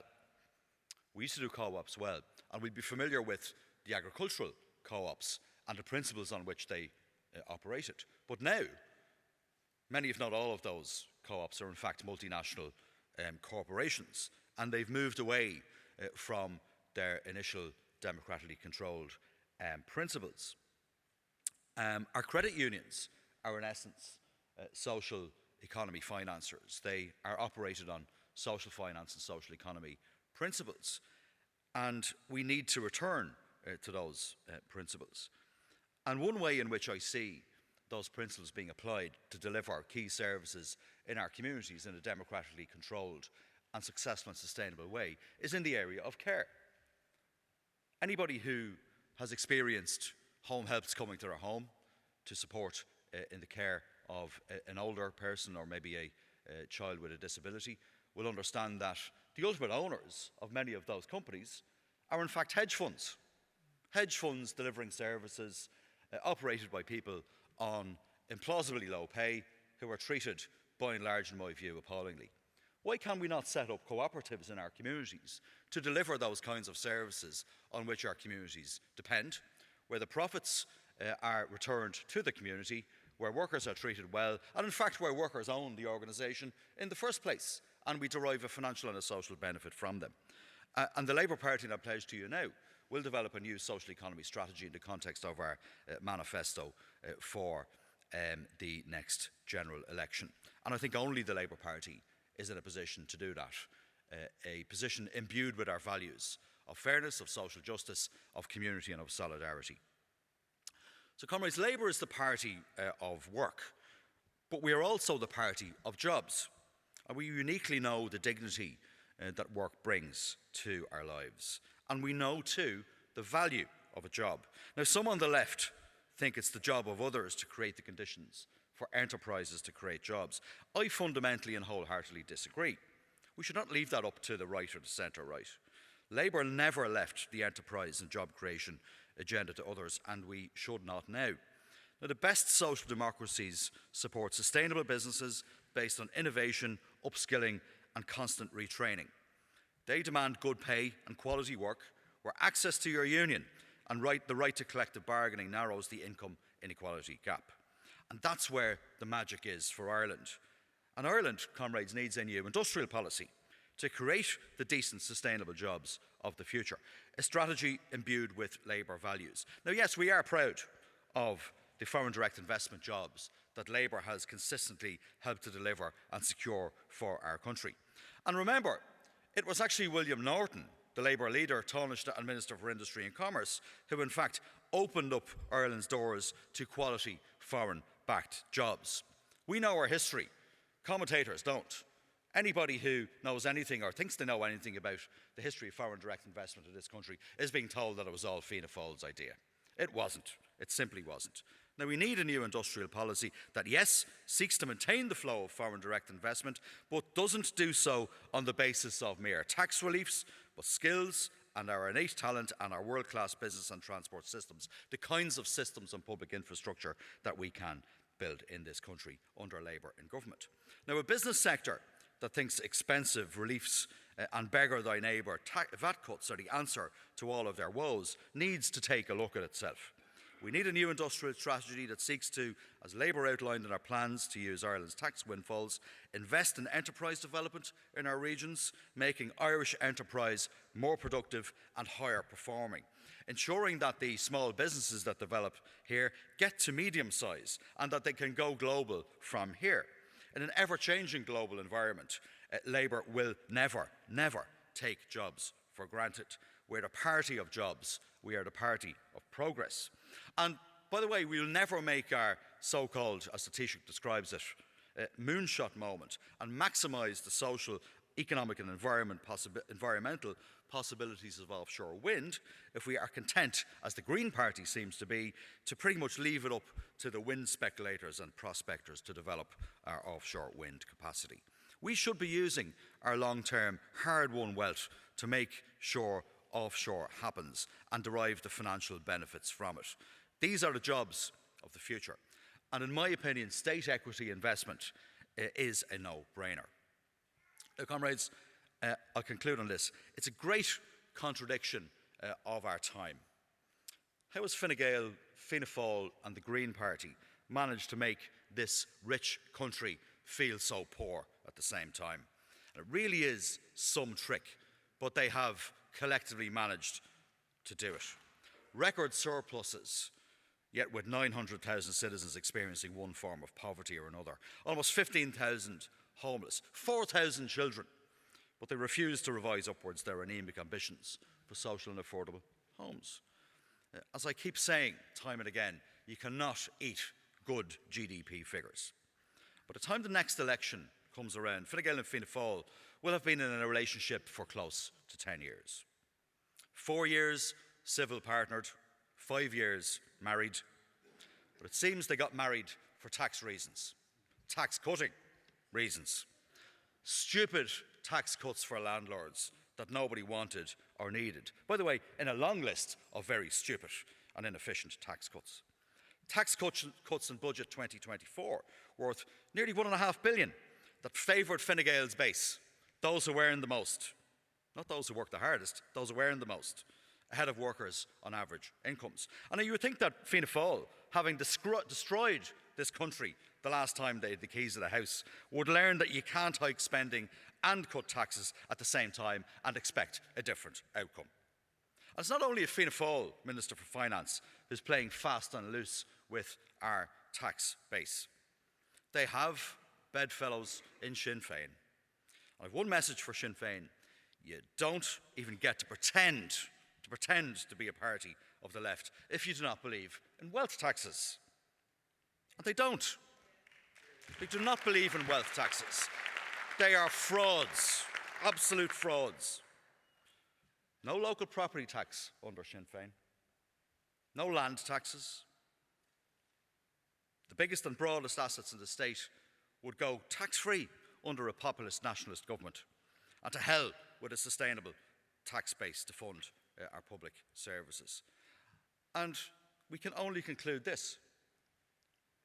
Where and how will Sinn Féin fund the gaps to provide for our public services? It will be taxes on work. That's the reality. That's what they're going to be talking about.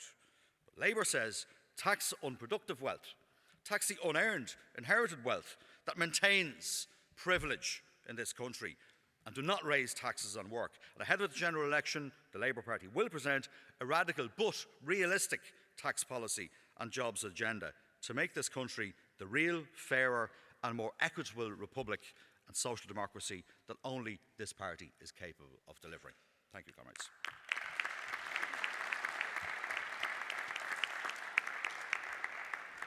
Great, Jed. So thanks very much for responding to the debate on finance and enterprise, and thanks as well to the speakers for speaking to the motions. So just to move then to a vote on motions 67 and 68, because motion 69. So those in favour of motion 67 in the name of the Longford Westmeath constituency.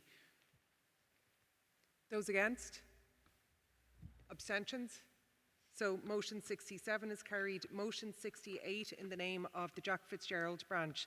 All those in favour? Those against? Abstentions? Motion 68 has been carried. And then motion 69 in the name of Central Council. Those in favour? Those against? Abstentions? Motion 69 has been carried. So thanks again to comrades for bearing with us around just extending the time slightly for plenary session 4, and to thank the party spokespersons, Deputy Jed Nash, Senator Annie Hoey and Deputy Duncan Smith, who responded to the debate. So we'll just move really quickly now on to plenary session 5. We're dealing with a number of different sections within that. So we've international affairs, the Defence Forces, Northern Ireland and tourism, culture, arts, Gaeltacht, sport and media. So we've Deputy Brendan Howlin, who's the spokesperson both on Northern Ireland and on international affairs, to respond to the debate. And Senator Mark Wall will be joining us as well to respond to the Defence Forces, in addition to Senator Marie Sherlock. So the first motion under plenary session 5 on international affairs. Apologies, just before moving formally into that section, I want to invite John O'Brien, who's the Chair of Standing Orders, to put report number 3 to conference before we move on to international affairs. Thanks, Chair. Actually, I've two functions here in the next few minutes, but putting my SOC hat on for now. SOC Standing Orders Report number 3, which has been distributed. It's emergency motion number 3 in the name of Louth constituency. It's in relation to the international affairs section. So that motion has been accepted as an emergency motion and will be taken as part of this plenary session. So I move that report. Is there a seconder? Brendan Howlin. Can I put that to the floor? Is that agreed? Agreed. Anyone against that? Great. So we'll take Standing Orders Report number 3 as carried. So then moving to deal with the motions under international affairs. The first motion we're dealing with is motion 63. So John is here to speak in his capacity as the mover for the Sean O'Casey branch. Thanks, Chair. Thanks, Conference. Yes, John O'Brien from Dublin Central, moving motion number 63.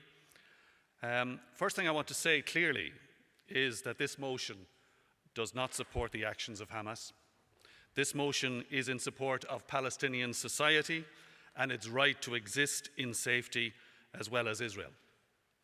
I have no comprehension of the thinking behind the Hamas militants' attack on October 7, or if the consequences of such an atrocious attack was clearly contemplated. But having said that, neither do I understand or have an understanding of the conditions of living in Gaza.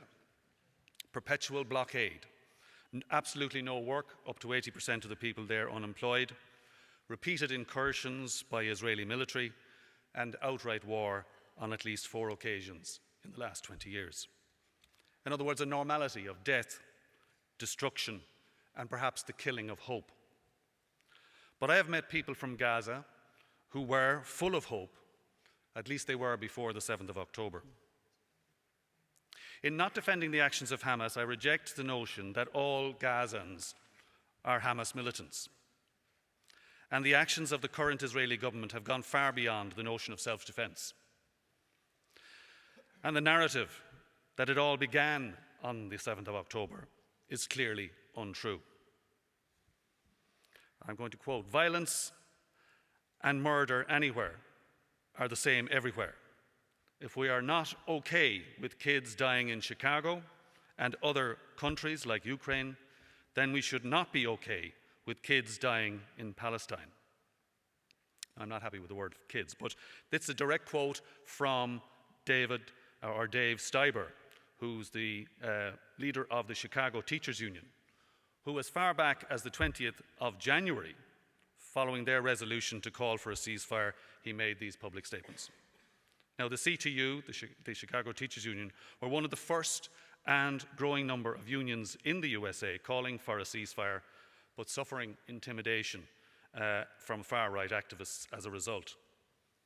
Since then, the anti-war view in the US has grown, but has not won overall public opinion, largely because of the actions and the position of the US government. Here in Ireland, thankfully, it's very different. Even yesterday, as we were conducting our business at conference, tens of thousands of people marched in O'Connell Street in the latest national rally organised by the Ireland-Palestine Solidarity Campaign. Included in the march were many teachers from INTO, ASTI and TUI, marching under union banners and groups such as the INTO Palestine Ambassadors Group and Teachers for Palestine. Other unions marched too under their own banners and that of the Trade Union Friends of Palestine. In previous rallies, Labour Party members marched as well. Irish society has clearly taken the side of ceasefire and no more war in Gaza and the rest of Palestine as well, because the current rollout of state terror in the hands of the IDF and illegal settlers has never been confined to Gaza alone. The people of the West Bank and East Jerusalem suffer too. Speaker. Just finishing off. This motion sets out some of the practical actions, including supporting the South African case, looking to the future, and the post-permanent ceasefire looks for practical steps to support significant funding from EU and Ireland for rebuilding Gaza. I recall, in conclusion, a courageous Israeli, Yitzhak Rabin, leader of the Labour Party and Israeli Prime Minister, who on the 3rd of November 1995 was assassinated in Tel Aviv by the radical Israeli nationals Yigal Amir, having signed the Oslo Accords. Since then, the peace movement in Israel has faltered significantly and the Oslo agreements were never implemented.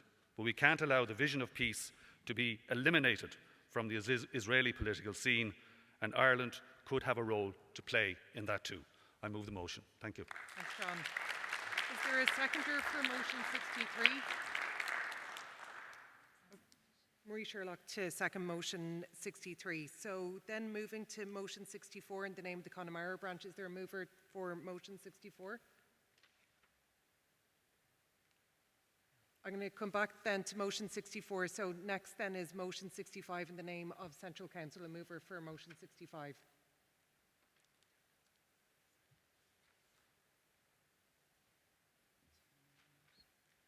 So does somebody want to formally move from Central Council, a member of Central Council, to formally move motion 65? Emma Cutlip. Is there a seconder? Moira Layden. Thanks, Moira. So motion 66 then, in terms of Central Council, a mover for motion 66. I'm going to take common debate at the end, Brian, so I'll let you in then at that point. So Dave then to move motion 66 in the name of Central Council. Dave Kitching. Hi folks, Dave Kitching, International Secretary. So look, there are many traps we can fall into when discussing the European Union. Eurosceptics want to make it a binary. You're either for it or against it.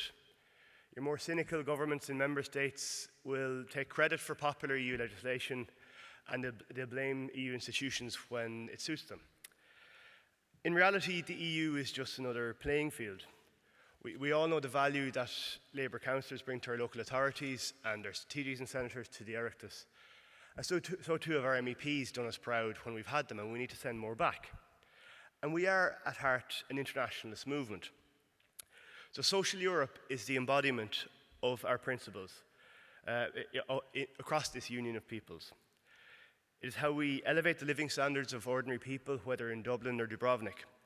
Social Europe was brought home to me as a child in the form of the structural funds and the work of that great Commission President, Jacques Delors, who died just in December.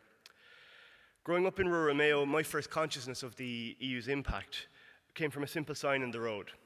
Cycling into Claremorris, the sign told us that the water scheme here was paid for by EU structural funds. It might seem like a simple thing, but as I grew older, it became apparent how special something like this was, that a forward-looking Frenchman launched similar schemes all over Europe, investing in people and infrastructure where national politics had not delivered.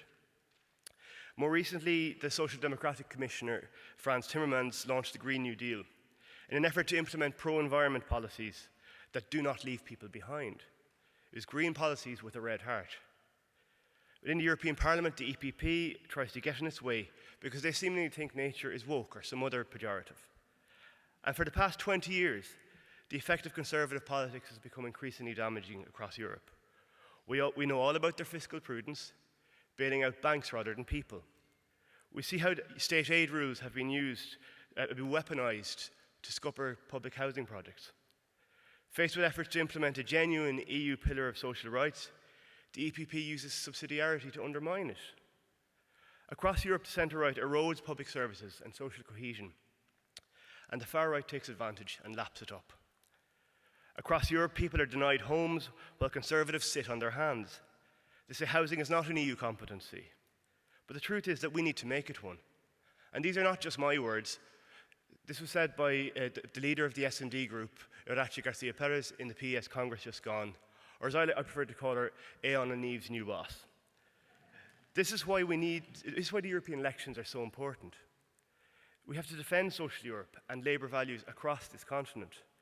So we need to send our MEPs back to Brussels to do this vital work for us. So I commend this motion to conference. Thanks, Dave. Is there a seconder for motion 66? To formally second motion 66? Declan Mina. Thanks, Declan. So the last motion then to deal with under international affairs is emergency motion number 3 in the name of the Louth constituency, and this motion has been circulated earlier this morning. So Councillor Emma Cutlip to move. Thank you, Chair. Delegates, for the benefit of the floor, I'll read the motion. Conference notes that the news on Friday evening of outgoing Taoiseach Leo Varadkar agreed with the leaders of Spain, Malta and Slovenia to move towards recognising a Palestinian state following the meeting of the European Council in Brussels. Conference further notes that on Wednesday, December 6th last year, that same Taoiseach told Dáil Éireann that this government favours the recognition of the Palestinian state, but that this government would only do so as part of a group of European countries. Now that there are 4 European Council members in agreement on the recognition of the State of Palestine, we call on the government to act decisively and formally recognise the State of Palestine as a matter of urgency. Comrades, in the heart of the ongoing conflict of Israel upon the Palestinian people lies a crucial element often overshadowed by the grotesque and inhumane annihilation of communities, cultures, and of genocide.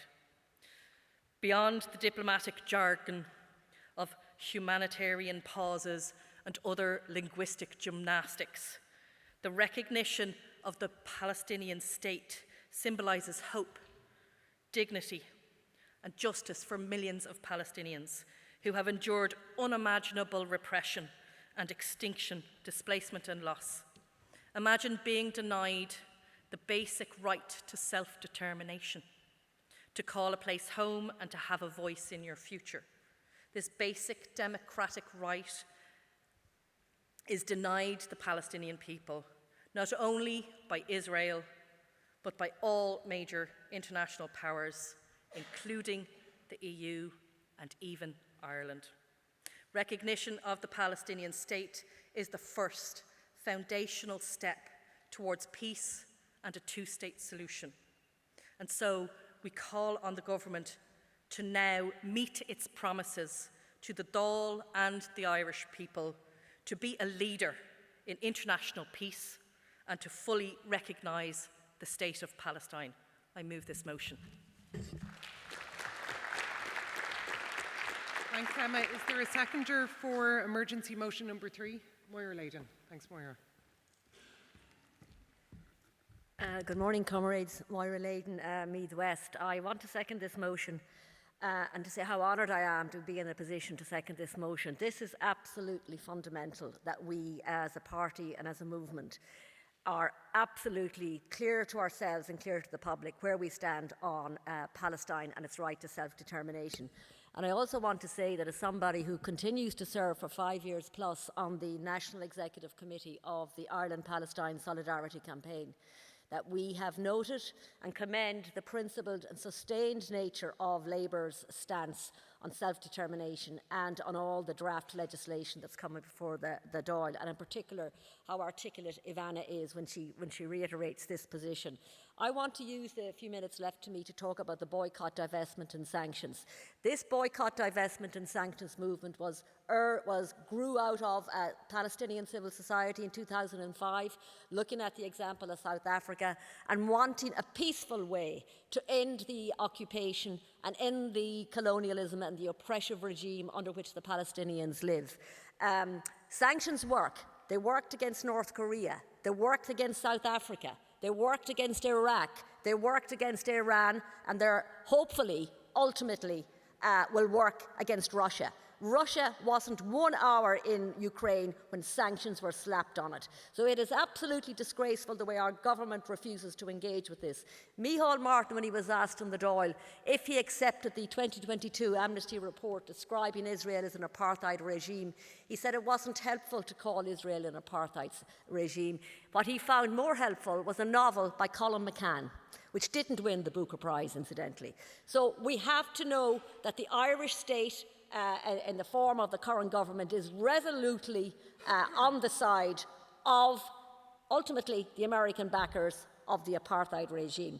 That's all I want to say on that. I want to come back to one item that was discussed earlier, this epidemic of loneliness. I think we're in grave danger of defining loneliness as pathologising it as an individual problem. I could say I'm lonely. My 3 children are in Perth because they got sick of living with Mammy. My neighbour across the road is lonely. She's got mental health issues. She can't afford to have a social life. My neighbour next door is lonely. Their one son has also left the country to go to Canada. So I think what we need to do is focus on loneliness as an epidemic of social fragmentation and disintegration. Why? The fruits of an economic system which is focused on profit, which is focused on the market to deliver the most basic social services. So I would urge, and I think it's a really important topic, that when we talk about loneliness, we do not pathologise it, we put it into the social and systemic context which is fragmenting our social fabric. Gura Mahagat. Thanks, Moira.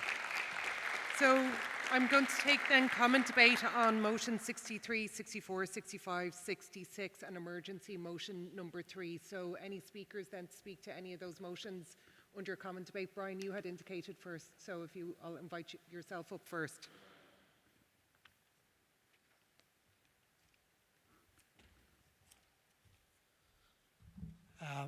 Brian Thompson, Thomond Branch, Limerick City. I'm speaking to motion 65. Did anyone a week ago think that by now Simon Harris would be Taoiseach? No? Then think about what is now unthinkable, but which might happen sooner than you think. Are we a neutral country?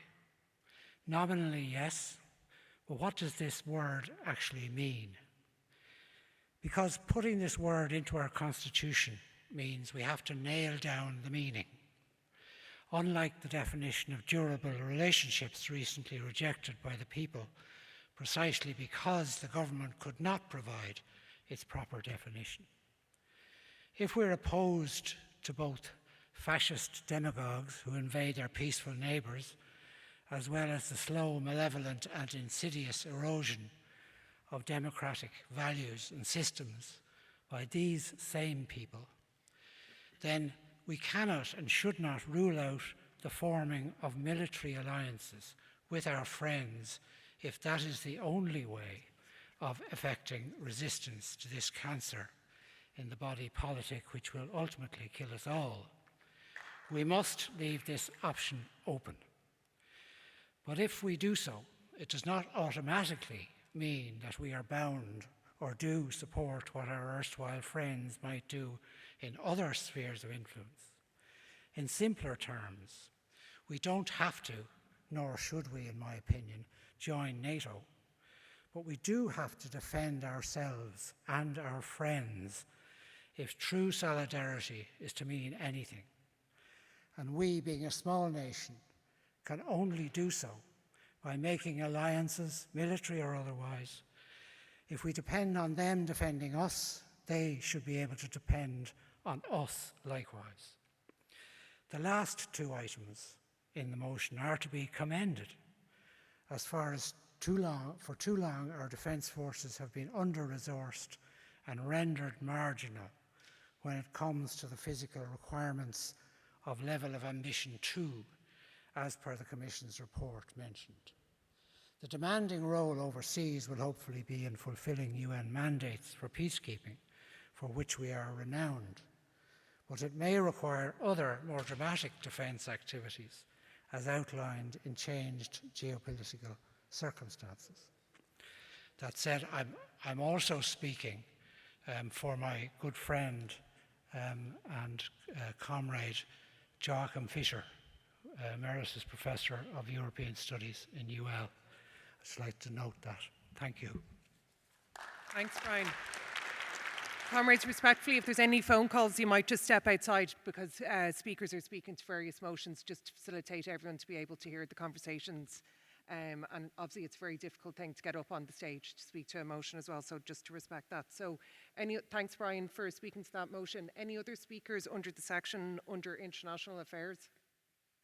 Josh.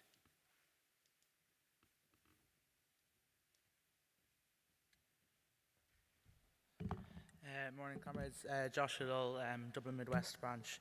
I want to speak briefly to motion 66 on a social Europe, and to say that I think it's an amazing motion, and the work that's being done in the S&D on a social Europe is really good policy that we need to follow suit on. For way too long, parties of the left have been apathetic to the EU. Labour has never done that. Labour has always been a pro-European party. We have pushed for the social values and in our group in the Socialists and Democrats in Europe, because from the foundation of the EU, it has been ruled and run essentially by the EPP, and we need to get the message across to people that the EU is not the EPP.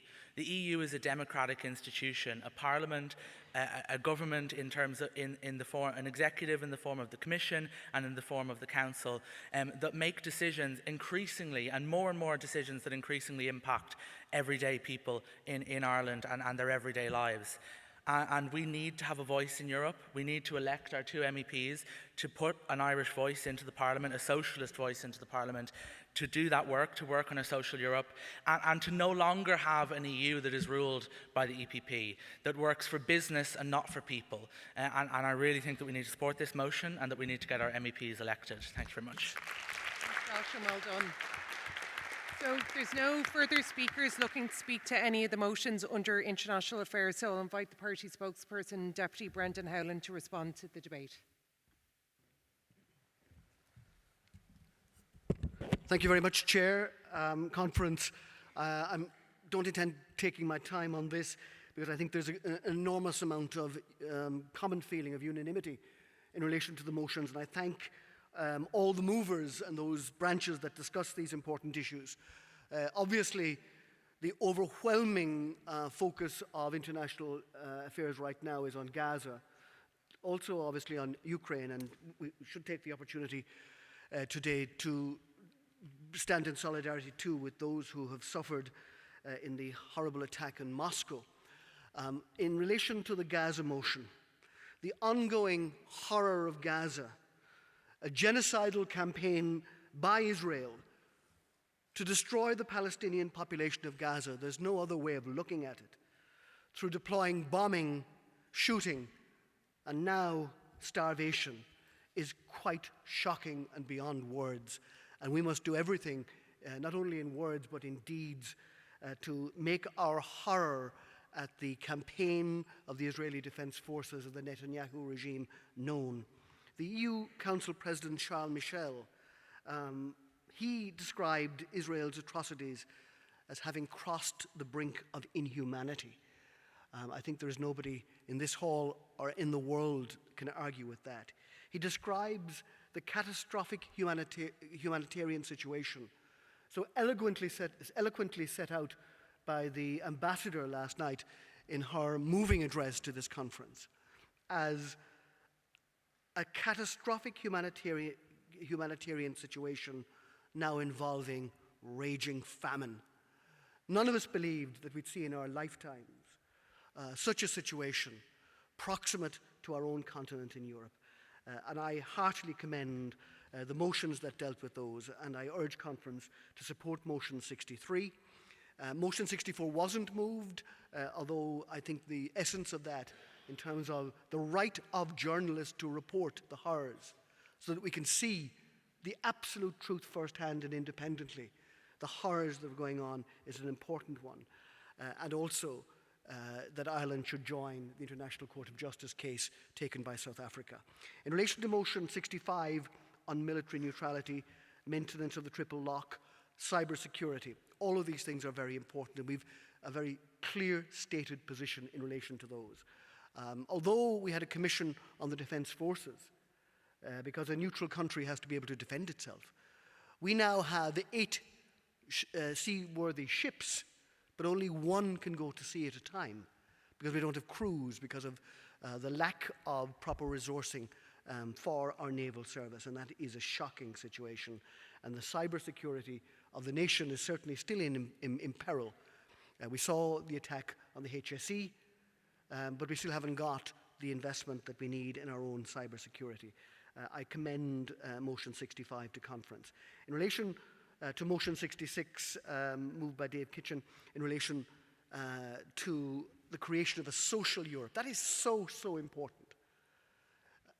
The complexity of Europe, how it presents itself, how it manifests itself, is determined by the dominant social position and political position of those who lead it. And we need social democrats to be involved at the heart of Europe. And that's why the election of Niamh in Ireland South and Aon in Dublin, and a new candidate, a third candidate to be selected for us in the North and East constituency, is of such importance. Because I know firsthand that the approach, for example, to our time in financial crisis, dominated by the centre-right, would be fundamentally different if the left had been at the helm in Europe at that critical juncture for us. So we really should not only support motion 66, but endeavour now to ensure that we put all our efforts into ensuring that we have 3 candidates elected to the European Parliament to join the S&D group from this country. Thank you very much indeed.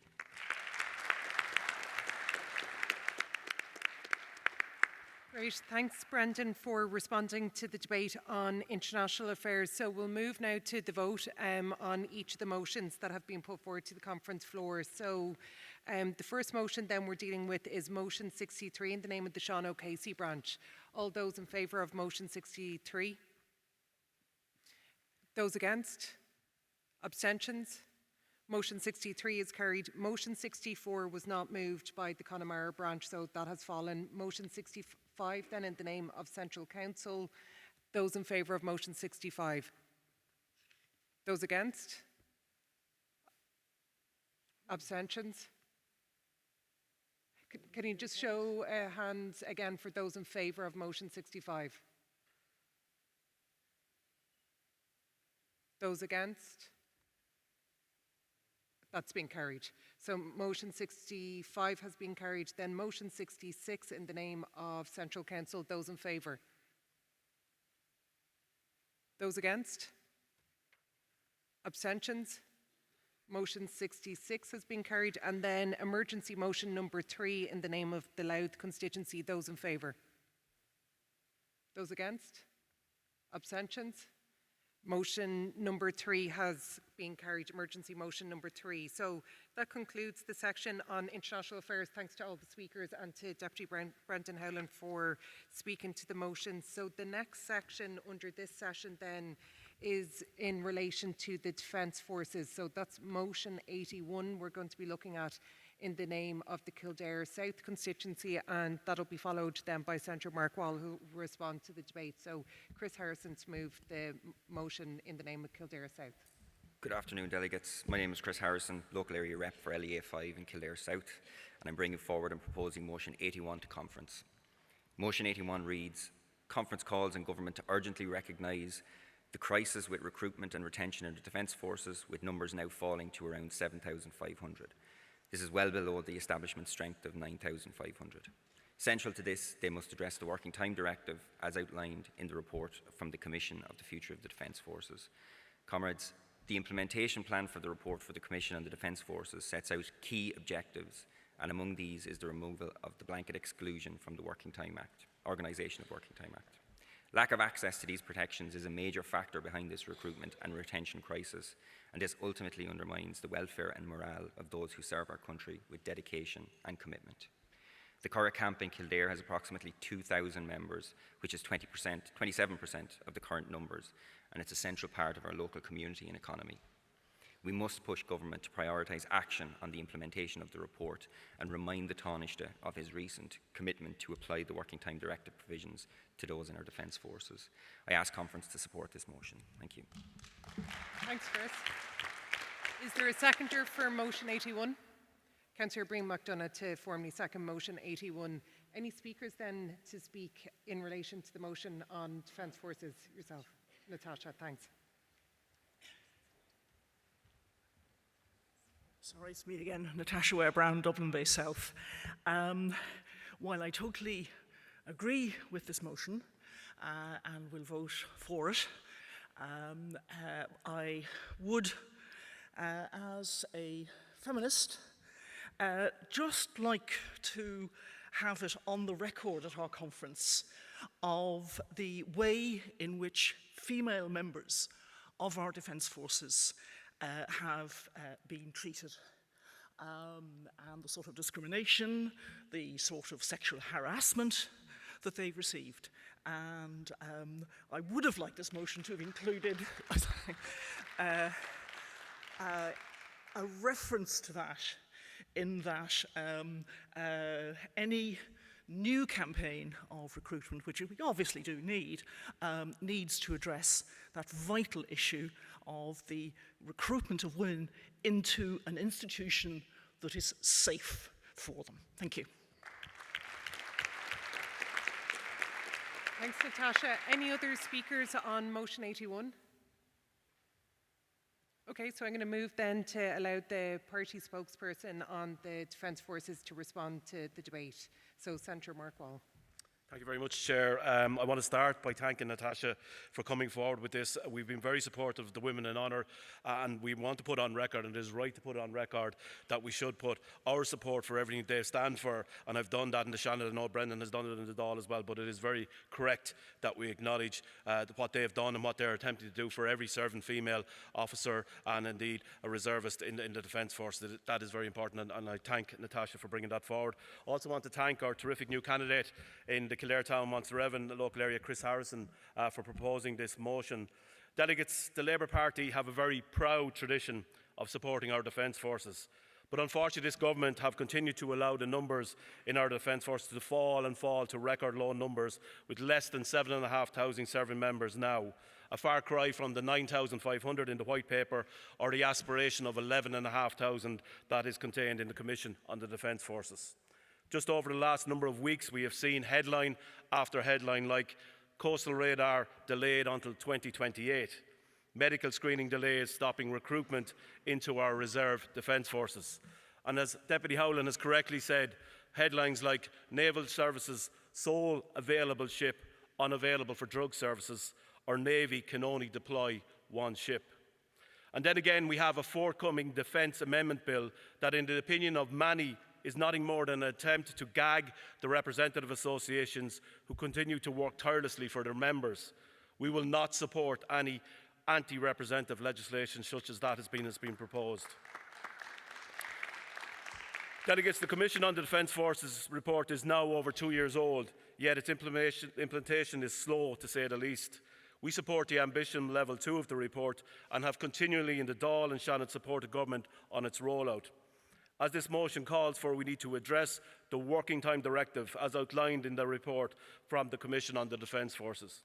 We need to offer serving personnel a work-life balance that will allow those serving to continue, and as most importantly as well, will make our Defence Forces an attractive career for potential new recruits. We will continue to work closely with PD4 and indeed RACO on the many concerns that they continue to raise upon behalf of their members. I commend the members of Kildare South for tabling this motion. Our Defence Forces are important to everybody in Kildare. They are important to everybody in this state. We in the Labour Party will not allow those who serve to continue to be ignored. I commend this motion to conference. Thank you. Thanks, Mark, for responding to the debate. So we'll just move then to a vote on motion number 81. So in the name of the Kildare South constituency. So all those in favour of motion 81. Those against? Abstentions?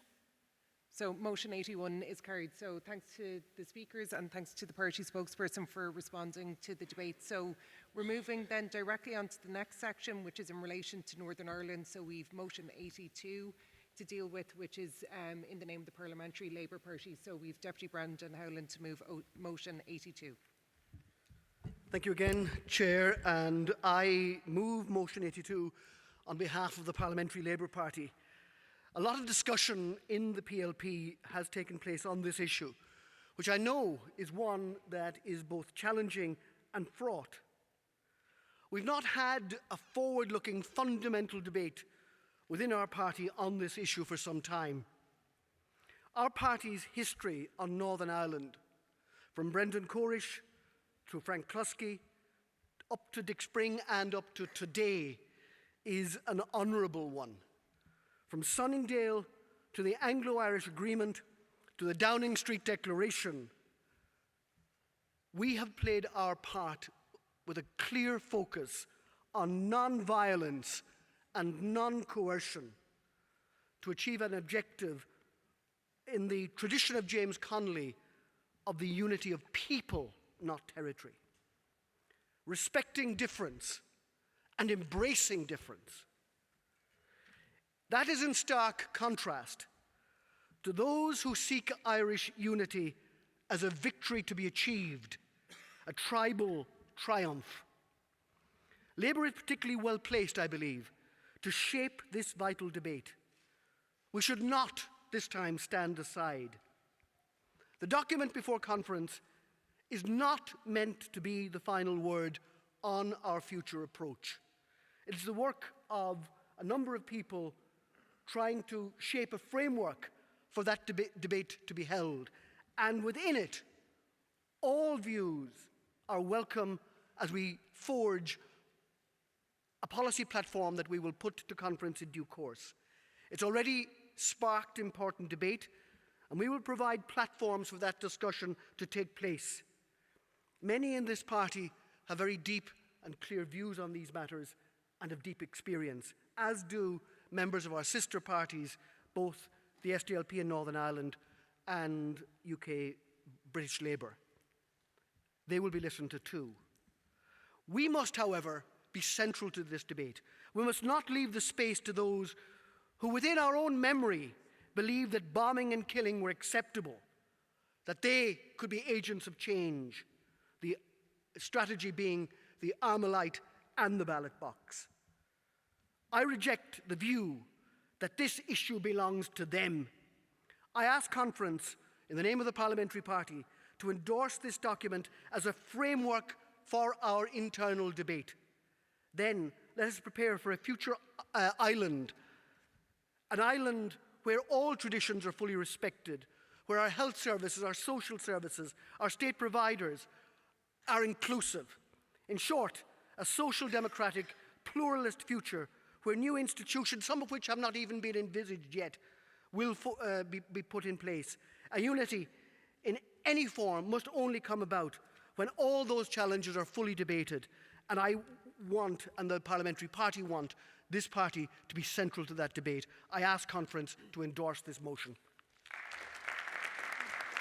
Thanks, Brendan. So I have Jed Nash to second to speak to the motion. Yeah.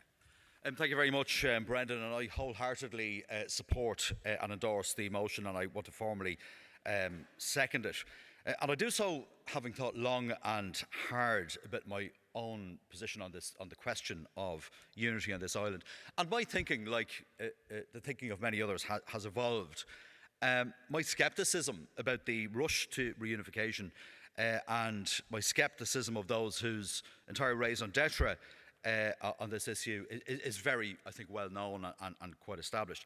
But unlike most of the flag wavers on the question of unity, I'm not unfamiliar with the human cost of the dirty sectarian war and the conflict that was waged on our island for far too long. And I'll tell you why. Of personal experience, some of my family members were directly involved. I know the cost and I know the consequences, so I think I can speak with some authority on the question.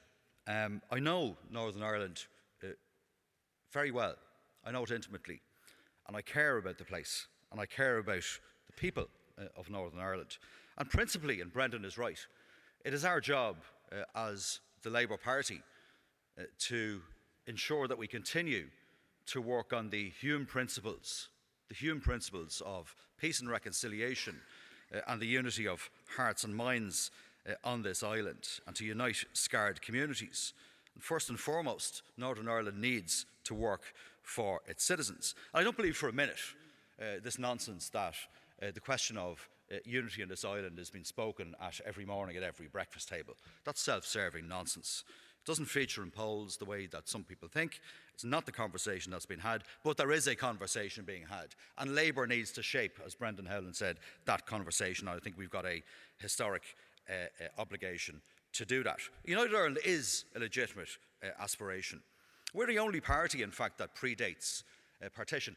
And our political movement was sundered because of partition. We are not an overtly nationalist party. We are a socialist party and an internationalist party. And I believe we can be persuaders of the middle ground and of liberal unionism in the northern part of this country to see that the benefits for them and all communities in this country are best accommodated and best served in a socially, economically and politically united Ireland at some point in the future.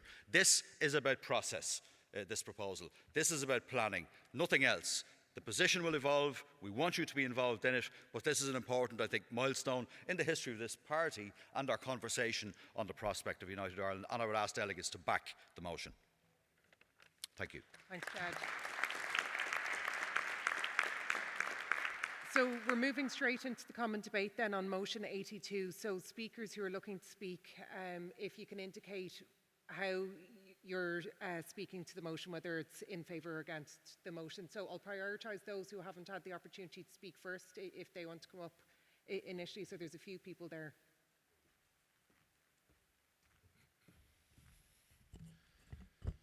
Thank you, Chair. My name's Dougald McCulloch. I'm from Northern Ireland branch. And like everyone in the North, my life has been shaped by growing up through the Troubles. I was 13 in 1966. Raised my 4 children in Belfast. Probably everybody in the island has been touched by the Troubles. But it's important that you know that there are some of us who put trade union, social democratic and labour politics first. People who disavow the pro-Irish unity versus pro-British Union culture wars that passed for politics in the North, and who care about the health and the strength of the Irish Labour Party and the British UK Labour Party. So my response to this position paper, I should say my response to this motion, is as one of those people. And I just got 4 things I want to say and try and say them briefly. One is to the party, get distinct from Sinn Féin. I know you know that, but it is very important that you let everybody know that. And this motion invites putting attention on the border as an issue, which is right up their street. There's no political party on the island that can be more for unity than Sinn Féin, so all the others trail in their wake. And Sinn Féin will probably be delighted to hear that the Labour Party wants, quote, matters to be taken a step further by institutionalising the discussion on a future referendum. Well, you know, anything Sinn Féin deems useful that the Labour Party brings forward will just be lifted by them and claimed as their own. Second point I want to say is making the border irrelevant is the real work. The paper should be about how the Irish Labour Party can work to make the border irrelevant by supporting social democratic transformation for our island, as it describes, both in the north and the south. By contrast, focusing on the border question, and secondly, by coming into the Irish nationalist versus British nationalist headcount politics, which bedevils political development in the north. Time, Speaker. Okay, coming in on the side of Irish nationalists, the party is not going to make any headway. Thank you, Chair. I'll just briefly go to the last point I want to make. The Labour Party in Ireland and the Labour Party in the UK need to work together to provide an alternative politics in the north. It must be a Labour offer that recognises, combines and also stands for something beyond orange and green. With the policy of making the border irrelevant and standing agreed democratic socialist Labour candidates, it can undermine the false politics of Irish nationalist versus British nationalist parties in the north. Future generations will thank us. Thanks. I see yourself at the back. It's 2 minutes for each speaker to respond to the debate. So, Niall. Thanks, Niall. Niall Green, Dublin Bay North. I wouldn't, I think, disagree with a word that Brendan and Jed have said in introducing this paper. My problem with this paper all along has been with the paper itself.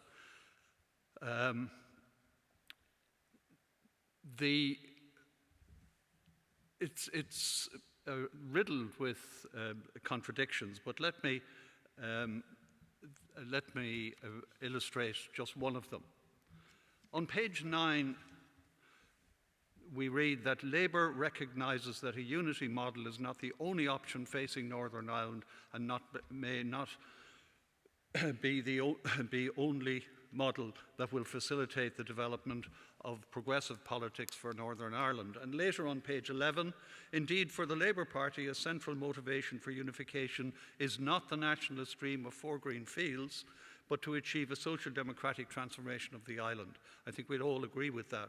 But then, both at the beginning and at the end of the document, are set out a number of future actions, many of which seem to me, at any rate, to not only run counter to the statements I've just read out, but run very close to the Sinn Féin playbook of Greenfields nationalism.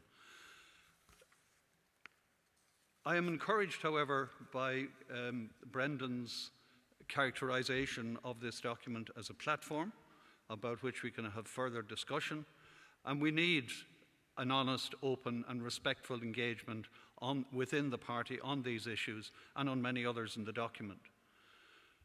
Some engagement with unionist and loyalist opinion would also seem essential, and the idea of a forum on this issue needs to be resurrected so that we can really engage with one another in the party.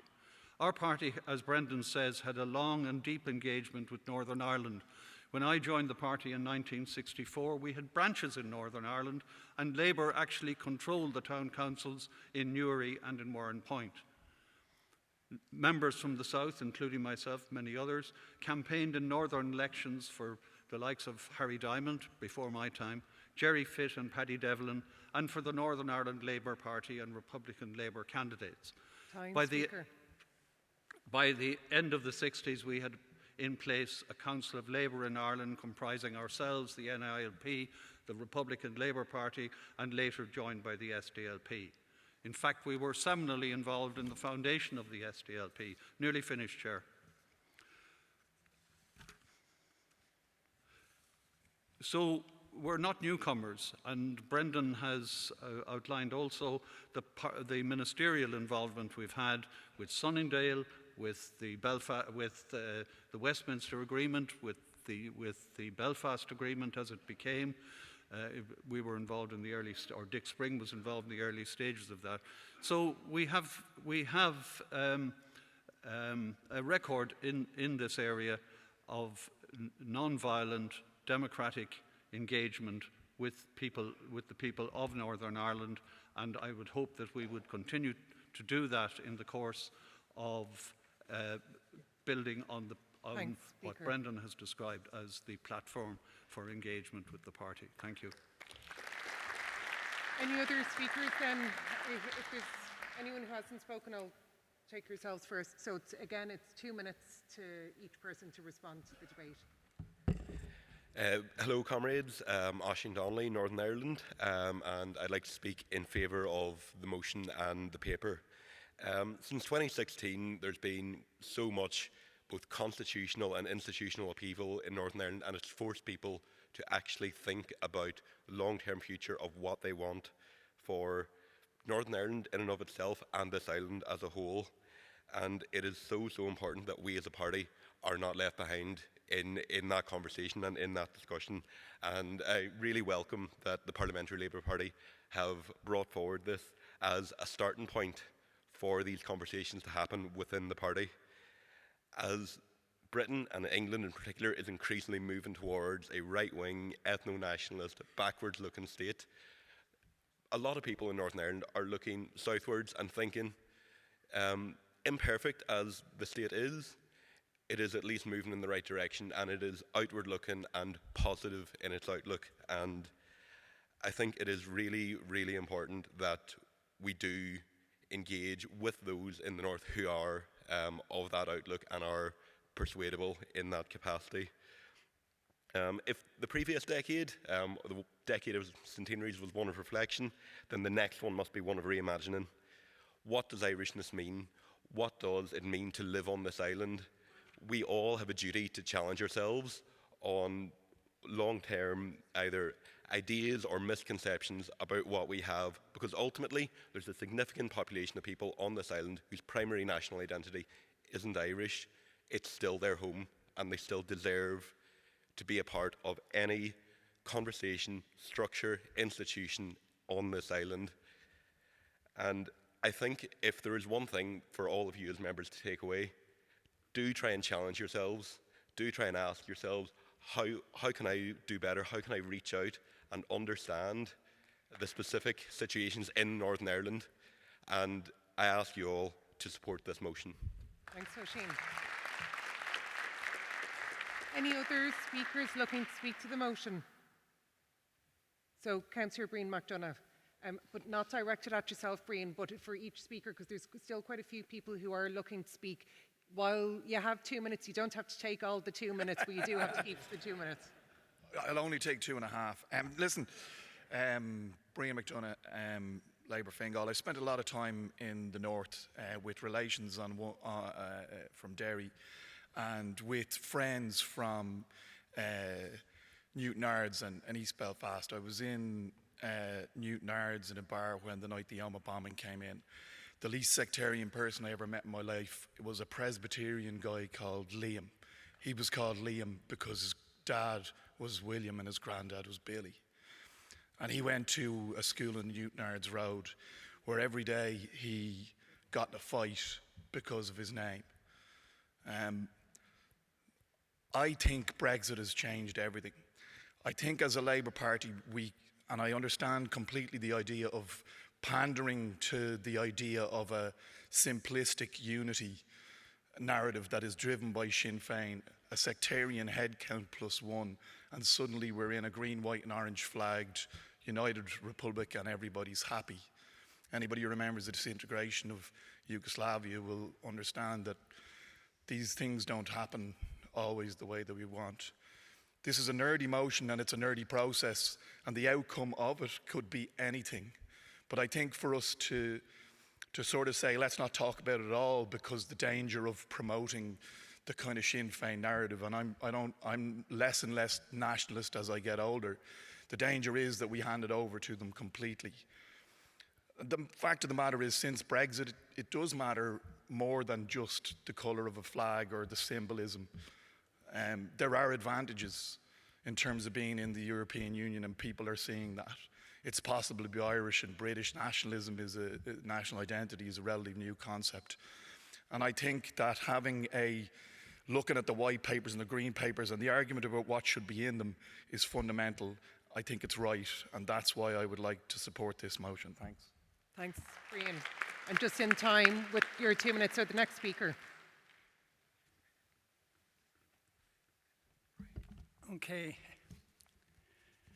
My name is Brian Brennan.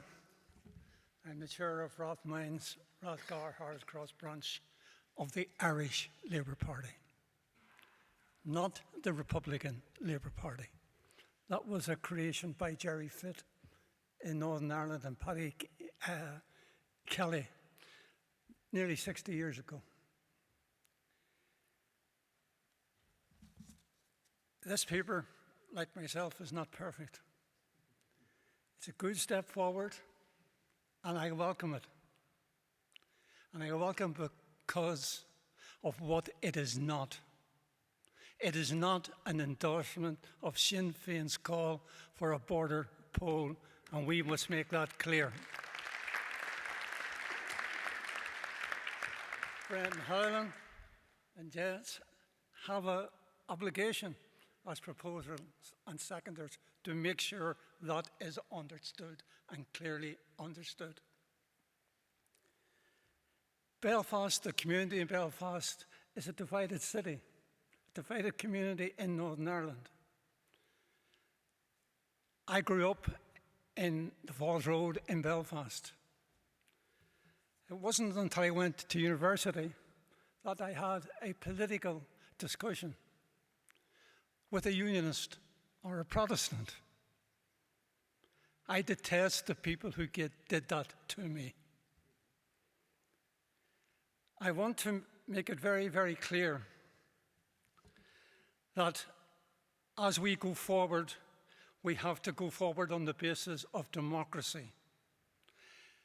The part of this paper that is difficult and a bit silly is calls for a Department of Unification. Did you ever hear such nonsense in all your life? I don't know what the Parliamentary Labour Party was on when they came up with that one. But I prefer to see a Department of Democracy. Democracy is the key issue in Northern Ireland. Democratic consent. Sinn Féin supported the IRA's attempt for 30 years to impose unity without consent, to impose the withdrawal of Britain from Northern Ireland without the consent of the people of Northern Ireland. The Irish Labour Party has the proud record for standing against that type of sectarian intimidation by Sinn Féin. And we still will and always will. Thanks, Brian. I would ask the proposers of this motion, I didn't want to propose any amendment to it, but I would ask the Parliamentary Labour Party to take the question of democracy back with them, to have a reset look at this paper. Time, Speaker. And to, in the words of the Scottish Nationalist Anthem, to take it back to think again. Thanks, Brian. Sean O'Hurgan. Chairlig Sean O'Hurgan, Crave Charlie Smith. I'm delighted with this debate this morning, and I'm delighted with the paper. It's long overdue. I've spoken on Northern Ireland motions. It always seems to be on Sunday morning for as long as I can remember. I also was proud to represent the party through the work done in Glencree Centre for Reconciliation, particularly working with DUP councillors and people in the loyalist community. Agus de chahas cui bliana vord forest na gaelge on agriot trastorn Dave na tanganda. And if I could have a criticism of the document, there is a missing link in relation to the Irish language, agus carta tanga and fáiltíim gomór rivanach tanga a rihoch sadail tresh factus an a le fada an law. I would respectfully disagree with the last speaker in relation to the issue of a department. I really believe that we need a department. We need a citizens' forum. I agree with that proposal in relation to what we have done. And I'm delighted that Niall Green, somebody who played such a central part in the thinking of this party in relation to Northern Ireland, mentioned Dick Spring. I was happy to sit behind Dick in Straffan on Thursday and to remember all the contribution he made, because our party must assert there wouldn't have been a Good Friday Agreement without Dick Spring and without the groundbreaking work he did, not alone in the nationalist community, but perhaps more importantly with the unionist community in the run-up to the agreement. I want to see a united Ireland in my lifetime. And again, I'm not sure about the arguments against the proposal for a border poll, because what we voted for in the Good Friday Agreement was that when there is sufficient demand in both sections of the community in the 6 counties of Northern Ireland, that there will be a border poll. I personally, as a socialist and as a Republican, want to see that happen in my lifetime, but as Brendan outlined, I want to see it on the basis of unity of people, unity of consent, mass ar cultúra céile agus gomach éire nua gur féidirlinn ar fad a bheith brodúlas. Mullim an room. Thanks, Sean. Then the last speaker is our Labour Youth Comrade, and then I'll invite the party spokesperson to respond to the debate.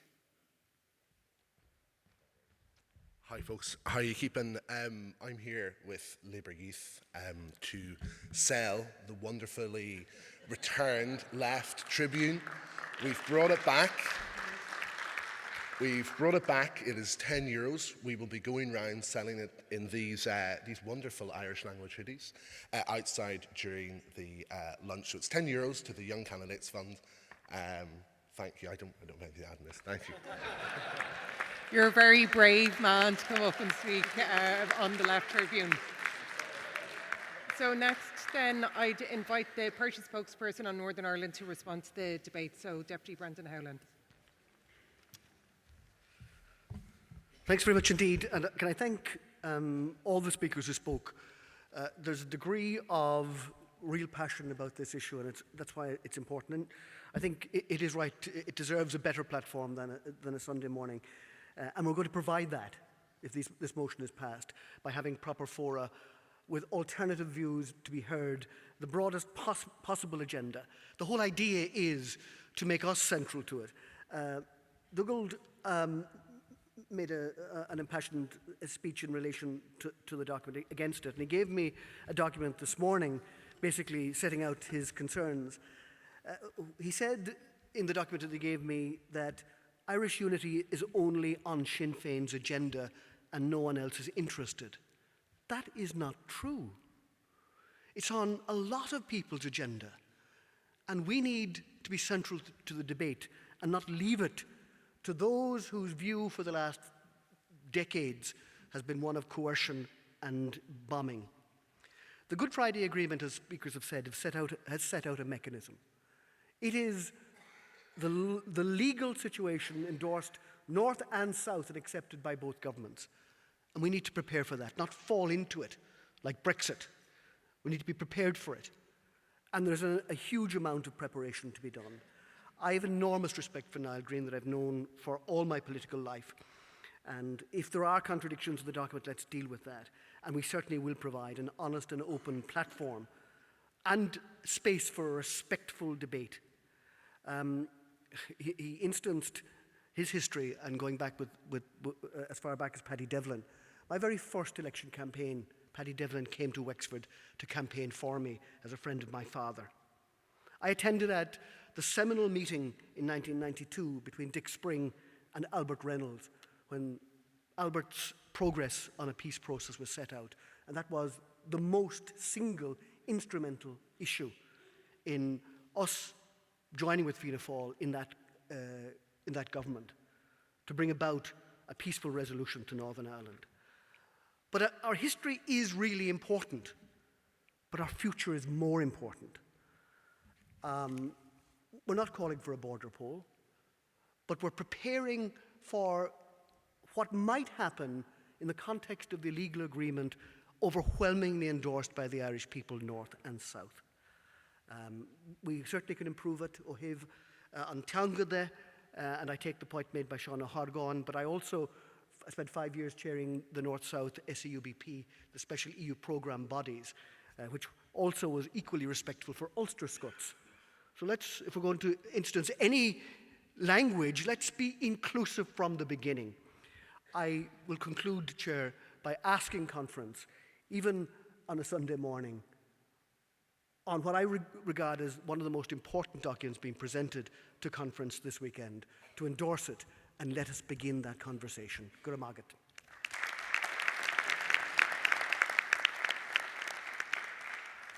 Thanks, Brendan, for responding to the debate, and to all the speakers as well for speaking to the motion. So everyone's going to have to root out their delegate card, because obviously members have indicated difference of views in relation to this motion. So I'll ask Dermot Lacey, our Chief Teller, to also assist in terms of looking at the vote on this.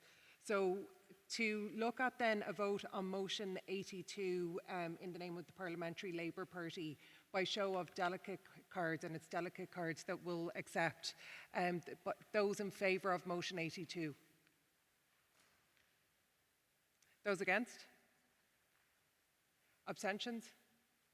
Okay, so motion 82 was easily carried. So motion 82 has passed, which has concluded our debate in what's always a very interesting and engaging topic at Party Conference every year, where we discuss a United Ireland and a clear Labour view as to what a United Ireland looks like. So thanks everyone for speaking to the motion. Thanks to Deputy Brendan Howlin for responding to the debate. And the next and final session under plenary session 5 is in relation to tourism, culture, arts, Gaeltacht, sport and media.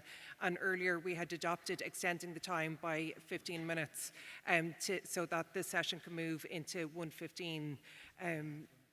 So we'll just start then immediately on the motion. So motion 70 then is in the name of the Selbridge branch. If there's a mover to move motion 70, and for speakers on 71, 72, 73, 74, 5, 6, 7, 78 and 79 to just make their way up onto the stage to facilitate a quick movement on moving the motion. So motion 70, the Selbridge branch. Is there a mover? Thanks, Rupert. Thanks, Cahirlock. Hi, Conference. My name is Rupert Heather, Selbridge Branch, North Kildare constituency. Comrades, what price can we put on protecting our cultural heritage? What price can we put on protecting our natural environment and green spaces? And what price can we put on protecting the well-being of our communities?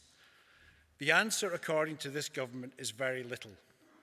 The state's failure to acquire adjoining lands at Castledown when they became available on the open market has had a profound consequence for the people of Selbridge, Leixlip and wider North Kildare, both direct and indirect.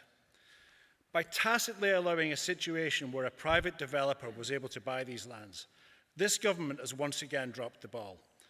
And instead of taking the lead in resolving the situation, it's run home and locked the door. The resulting chaos has created acrimony, it has created ill feeling, and it has left a void in terms of protecting Castletown that the community has had to step in to fill. I would like to commend the work of Save Castletown, the gate protectors, community groups and local representatives whose dedication and hard work has been crucial. And yet we are still a long way from a solution, with issues around parking, access, safety, staffing, and even whether Castletown will remain open and whether its vital collections and biodiversity can be protected. Most of all, the cost to the physical and mental well-being of our communities continues to rise. And this impacts everyone as a place of sanctuary, enjoyment and recreation is increasingly shut off. And comrades, this could all have been avoided so easily if the government had acted. Comrades, this motion is designed to prevent a situation like this happening elsewhere. And if we want to protect our national park life, I would ask that you support this motion. Thank you. Thanks, Ruben. Is there a seconder for motion 70 to formally second? Councillor Angela Feeney. Thanks, Angela. So motion 70 in the name of Carrigaline, Crosshaven Branch, Cork. John O'Regan.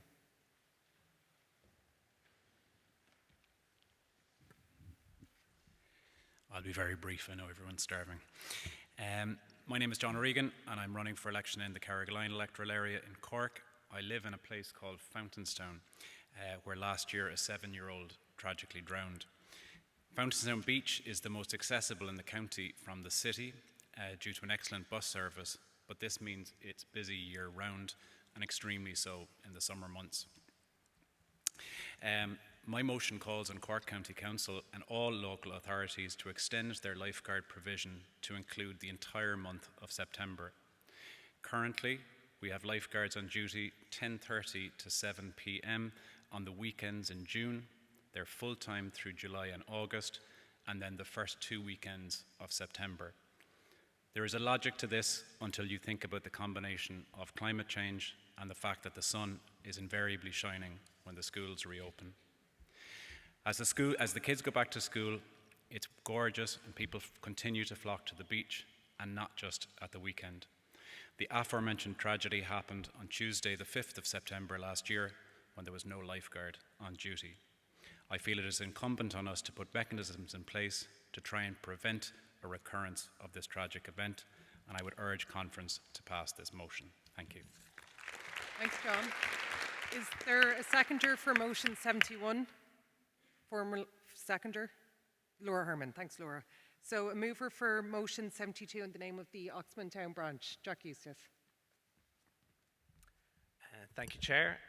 Conference, I move this motion on behalf of Councillor Deborah Byrne, who can't be here today.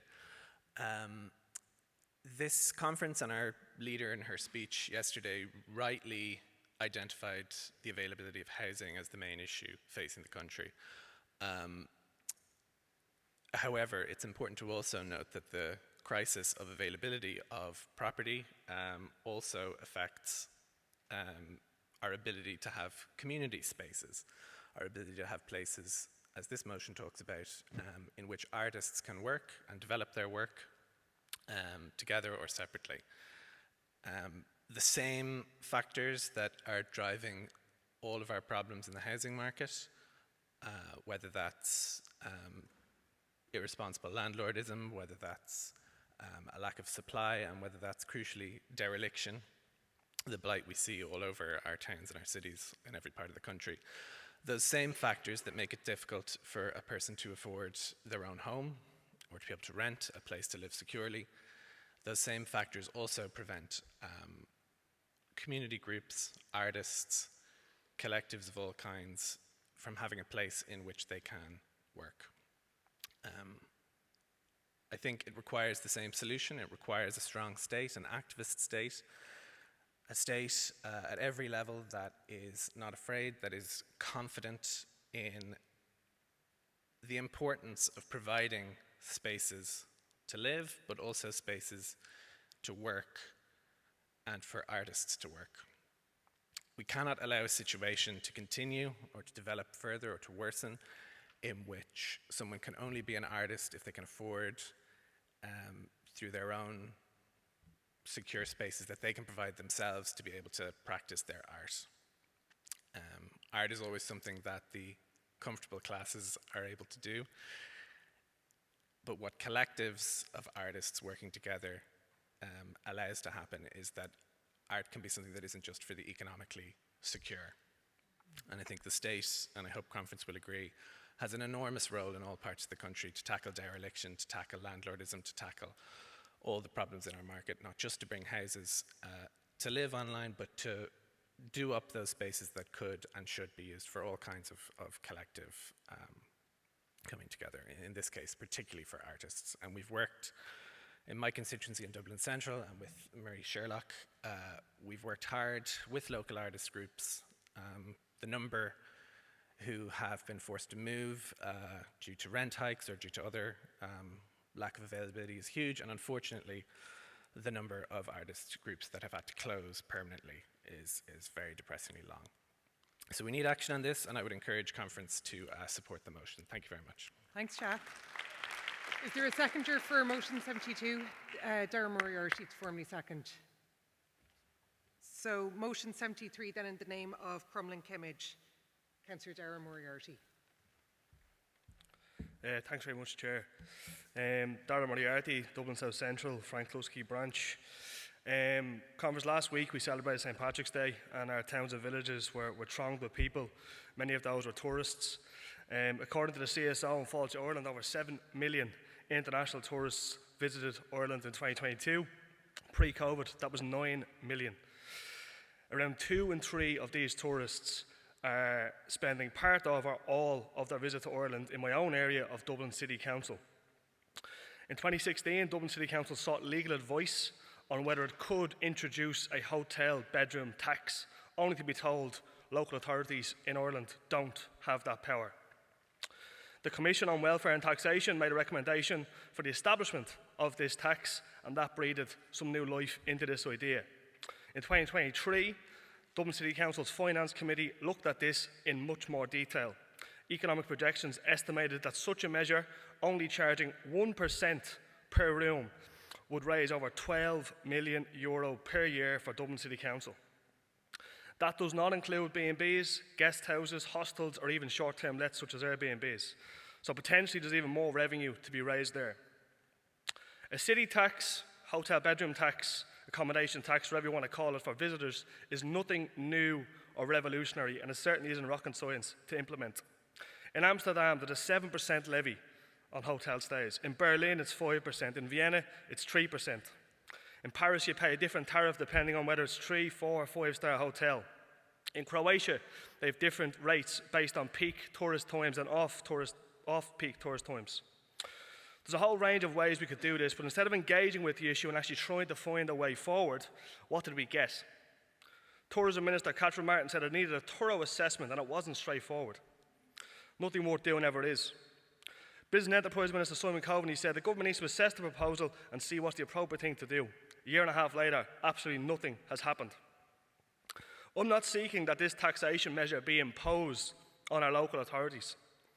That's why my motion called for individual local authorities to be empowered to make that decision for themselves. Introduce this tax if you want to introduce it.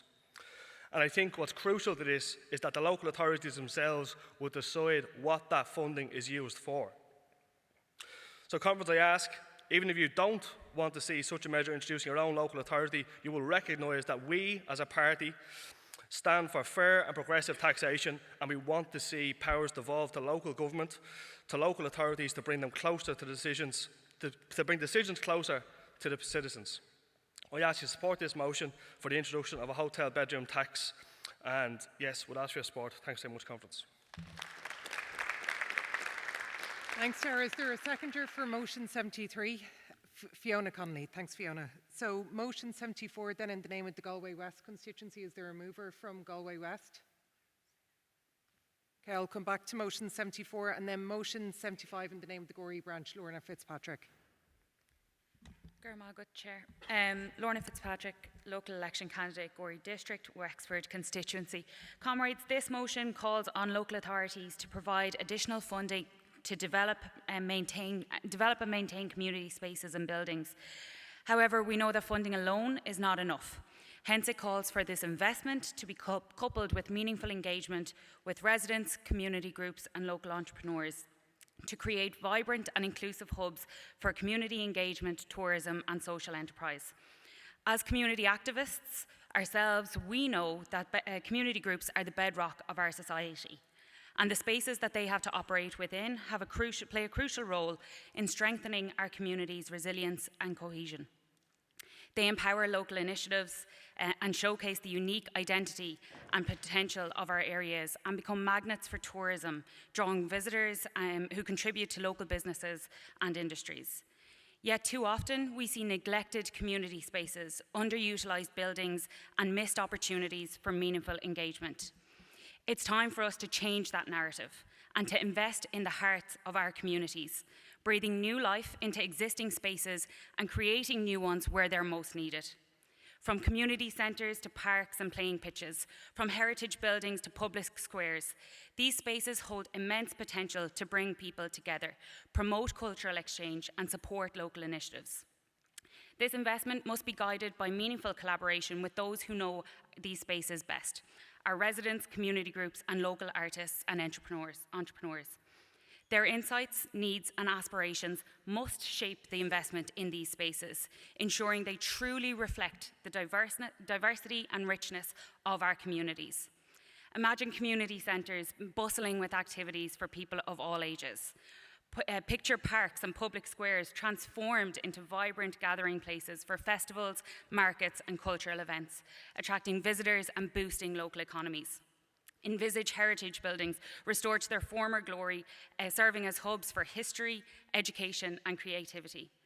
Gorey Community Development Group, of which I'm the Vice Chair, has recently reopened the Market House on Gorey's Main Street as an arts and crafts hub and a tourist information centre. It's an incredible building with such immense historical value and significance in the centre of our town, but it was left empty until our community group came together to bring it back into use. Similarly, I want to acknowledge our comrade Craig Lang, who's done Trojan work to establish a new community hub in River Chapel. Comrades, I'm asking for all of your support on this motion to affirm our commitment to building vibrant, inclusive and resilient communities for all. Garmila Magwith. Thanks, Lorna. Is there a seconder for motion 75? Brendan Howland. Thanks, Brendan. So motion 76 in the name of the Portlaoise branch. Is there a mover from the Portlaoise branch? I'm going to come back to motion 76 then as well, and motion 77 in the name of Rathmines, Rathgar, Harold's Cross branch. Thanks.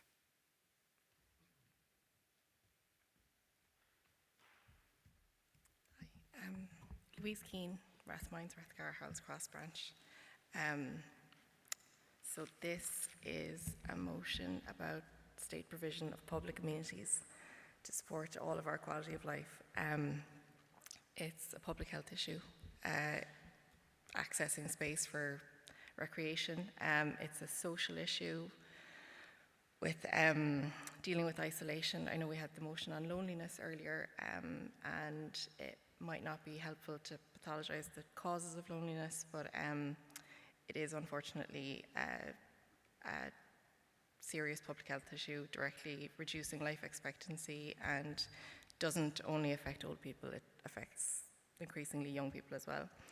It's a social cohesion issue. I think we all know that the kinds of quality public amenities that we're talking about are a protection against the social issues that end up costing the taxpayer far more to deal with downstream than if we just had invested up front. the kinds of private substitutes for these third places, if you have the means to access them, like gyms or restaurants, they're poor substitutes, but of course, many don't have the means to access them. So this issue touches on inclusivity and class issues as well. So the motion mentions community amenities, enhancing public realm and high quality civic spaces. But I think it's worth mentioning that underlying this argument for public space and amenities is that community itself depends on having physical spaces for people to come together to commune, and that these third places are necessary. They're a fundamental building block for a strong community. As the predictability of seeing familiar faces at Mass, or the parish GA pitch, or the local pub where everyone knows your name, as that diminishes the social capital, so the networks and relationships that form a community and allow it to function, they're diminishing as well. Communities need spaces for people to gather and organise. They can't build the social capital to make those decisions at a community level that affect them, to advocate for themselves. Communities need a public realm that facilitates cross-generational interaction, which is lacking. They need shared facilities where people with a collective interest have to engage with each other on how best to use them. I think Mary Robinson said recently that we're lacking in long-term leadership, but an engaged community is best placed to take a long-term view on their own shared interests. And I don't know how many times I've said community, but if you're pro-community, you should support this motion. Specifically on the local reference to the Colbrook Barracks, I live on Mount Drummond Avenue, it's in Harold's Cross.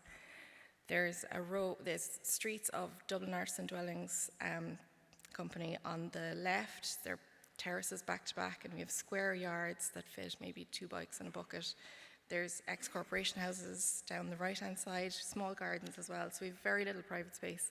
And then at the top of Mount Drummond, there's a triangular patch of grass. It's about a third of the area of the stage. So there's very little private green space, very little public green space. Time, speaker. Sorry. Okay, yeah, there's this glorious pitch at the top of Mount Drummond. It's always empty, it's always locked. Mary Friel and Ivana both have worked hard to get public access to it. It's not a significant national security issue. It's separate to the compound. It's a separate entrance. It is lying empty, and it's very frustrating for me, for Mary, for Ivana, for everyone there. So please support the motion. Thanks. Thank you. Thanks and well done. So a seconder for motion 77, Councillor Fiona Connolly. Thanks, Fiona. So motion 78 then in the name of the Swords branch, Councillor James Humphreys. Thank you, Chair. James Humphreys, Swords branch. And I'm going to kind of continue on the theme of community and be speaking about it several times. We heard last night Ivana rightly identifying the housing crisis that is affecting our society at the moment. But we in Labour aren't interested in building houses, we're interested in building homes because we know full well that it isn't 4 walls that make a home. It's a community, and like within that community, we're talking about that we have proper planning for schools, public transport, and community facilities. And it's that point today that I'm rising to speak before you is that for me, the most essential part of creating a community is the facilities that we have in it. That's the community hall that our women's sheds and our men's sheds could meet in. That's playing fields that our GA clubs and our soccer clubs in the area can play in. And what I'm speaking before you today, swimming pools. Unfortunately, I'm in Swords and we do not have access to a public swimming pool. In fact, Fingal County doesn't even have a public swimming pool in the entire of its area. And it's that what I'm calling on the government to recognise that these facilities have an indispensable role in fostering our community health and well-being. Like, these pools aren't only recreational facilities, they are also centres of vital wellness, vitality, and so where residents can meet of all ages, exercise, learn, and also learn a crucial life-saving skill. Like, moreover, we cannot overlook the high demand that community facilities that we have that promote physical activity and social interaction. Public swimming pools serve a vital hub for neighbours to meet. They can also address the significant barriers that are built up within our communities to break that barrier of loneliness that we spoke about earlier in a conference. But they also have an economic barrier because more and more people, school children, anyone that wants to have a recreational swim has to join a gym, or in some cases have to travel several kilometres from where they live to access a public swimming pool. And this isn't right. Like, for me, they are as essential as libraries for our community. That's calling on the temporary Taoiseach to live up to their commitment in their programme of government to place a strong emphasis on swimming. And I urge the government to recognise the critical importance of public swimming pools in promoting physical and mental well-being within our communities, and demand further funding and also an empowerment of local government to deliver these facilities. I went over. My apologies, Chair. Thank you, Conference. I commend this motion. Thanks, James. Is there a seconder for motion 78? Owen Coates to formally second motion 78. So motion 79 then, in the name of Central Council, Councillor Dermot Lacey to move. Morning, Conference. I won't keep you long. Dermot Lacey, Member of Central Council. Can I first of all just ask and encourage you to support the motion from Darragh Moriarty in relation to hotel bed tax? It's something we've been working on for a long time. It's no secret, I'm really proud and pleased to propose this motion on behalf of the Central Council. It's no secret that I've had huge differences with RTE, and I have questions about RTE editorial policy.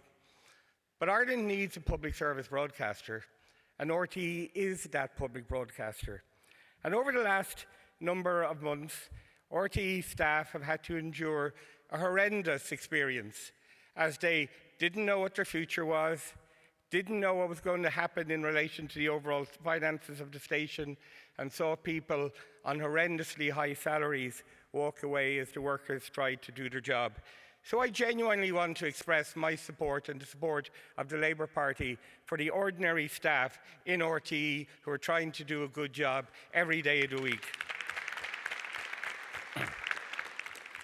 My own branch is in Donnybrook.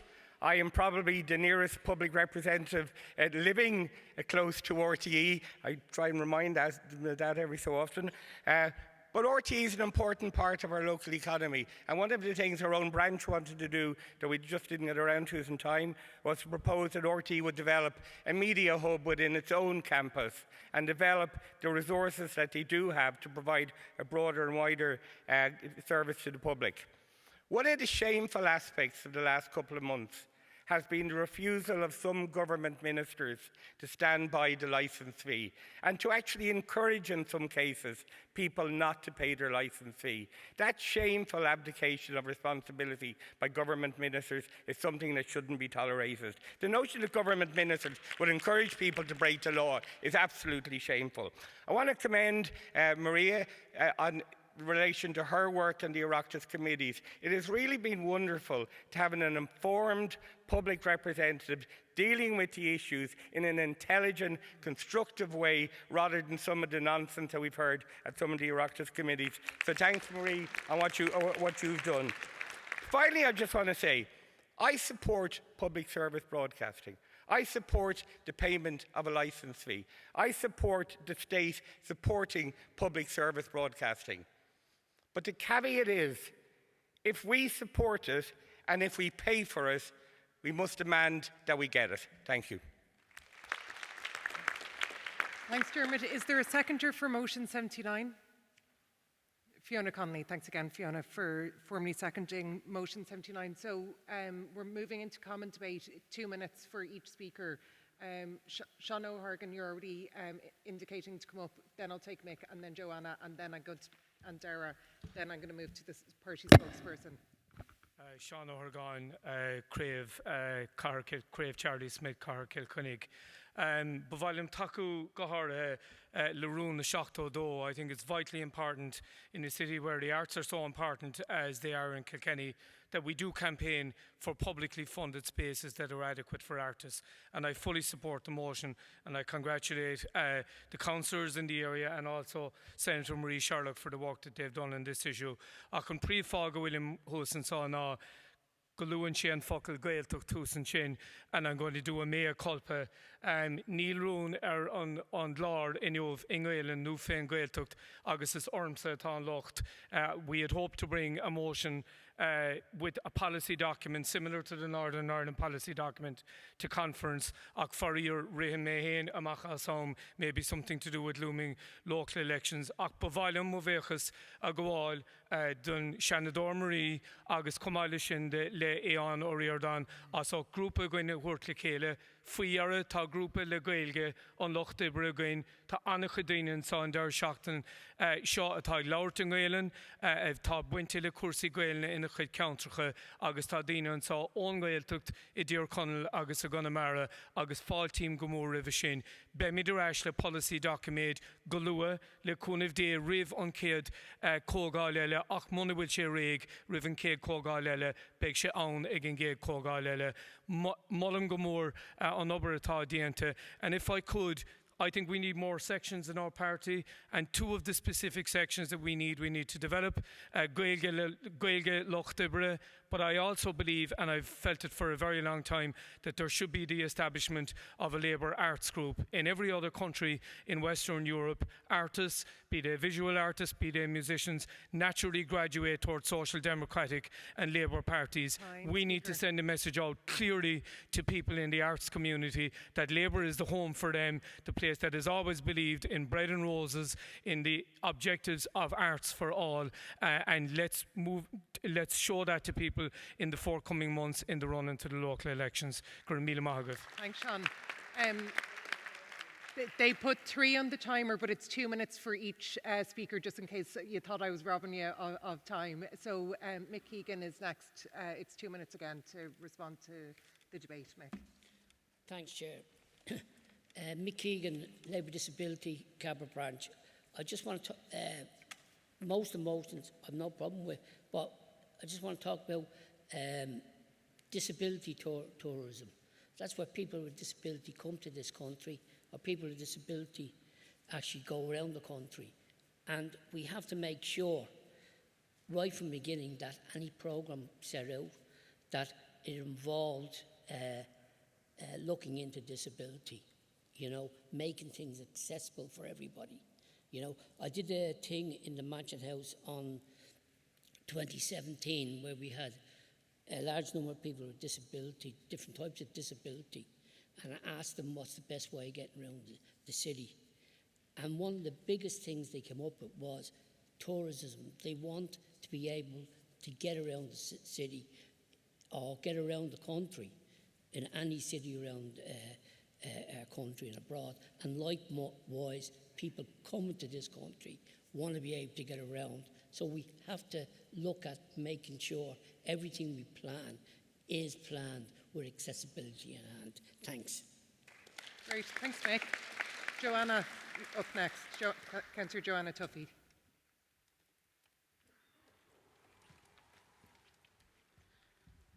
I hope RT reports on this motion number 79 and the debate, because while it refers to public service broadcast, it's about our public service broadcaster RTE, and Labour as a social democratic and democratic socialist party has something to say about public service values. Much debate in the aftermath of the revelations about exorbitant salaries, deals and payoffs focused on governance, transparency, but very little about ethos, which is the distinguishing character, sentiment and moral nature that we should expect of our public service broadcaster. Exorbitant salaries for the few and concentration of much of the work in the hands of a few stars and contracting out to those stars is not the ethos we should expect of our public service broadcaster. I want to focus on one particular aspect, training and education. In contrast, the mission statement of the BBC includes to support learning for people of all ages. There's nothing about that in the RTE mission statement. Why not? We should expect that of our public service broadcaster. BBC has an apprenticeship scheme, everything from journalism to accounting to engineering and other aspects of work of the BBC. It allows participants to gain on-the-job experience, salary training and a formal qualification in line with the UK's national apprenticeship scheme and its third level system. It's open to school leavers, college graduates or career changers. While RTE does mention something very vague about placements and third-party partnership across educational, social and community linkages in a policy document about diversity, there's nothing concrete. I propose that RTE should introduce a similar apprenticeship scheme to the BBC's that's aimed at widening access to training and careers in our public service broadcaster and embedded within our national apprenticeship framework. That would make a concrete contribution to reforming RTE and it having an ethos and values that we should expect of our public service broadcaster. Thanks, Joanna. And then second last speaker, Councillor Darragh Moriarty, then Fiona, and then the party spokesperson. Thanks very much, Chair. Just want to comment on two of the motions. So, the Oxman Town branch on artist workspaces. I'm on the Arts and Culture Committee of Dublin City Council. I sit on a subcommittee called the Artist Workspaces Committee, and it is something we are trying to advance. There's an arts infrastructure policy which is being advanced by Dublin City Council. I do have concerns that we are heavily reliant on the private sector. There's a new sort of provision where any sites over a certain amount of square footage have to give 5% of their development to community arts space. It's not defined what that is. That's what the arts infrastructure policy is setting out to achieve. But at the same time, we are relying on developers to give us some of their space. So it's welcome, but it's not enough. And something else I want to just highlight is the fact that so many of our community arts organisations and individual artists just don't have access to the necessary funding and financing to access some of the spaces that are actually sitting there lying idle. Apartment complexes all over my own area have ground floors that are empty, 4 walls and nothing else. And there's groups that would love to be in there, contributing, developing art, whether it's practicing art, performing art, making things, whatever it is, crafts, and they just can't get access to the financing to get in and use those spaces. Something else is just on the swimming pools, and I want to thank Councillor Humphreys for bringing that forward. In my own area, again, we rely on the goodwill and the benevolence of an alcohol company, Diageo, to let local school kids use their gym to learn how to swim. There's schools all over Dublin 8 that have no access to facilities, and if, for whatever reason, that got cut off, there is no public pool in the area to allow kids the vital skill, as we heard earlier on in the education section, to swim. So I think that's a really timely motion that I fully support as well. Thanks very much, Chair. Thanks, Darragh. And then the last speaker, Councillor Fiona Connolly.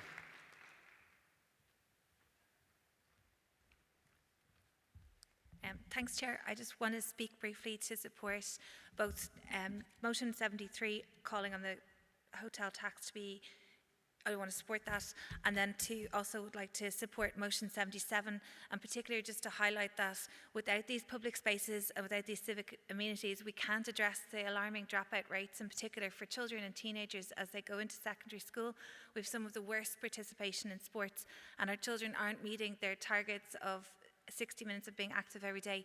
So I really want to underscore that we need a collaborative approach across departments, and we need to really look at this with the long-term view of solving the lack of public spaces in urban areas, in particular pitches, and to prioritise that work. So thank you. Thanks, Fiona.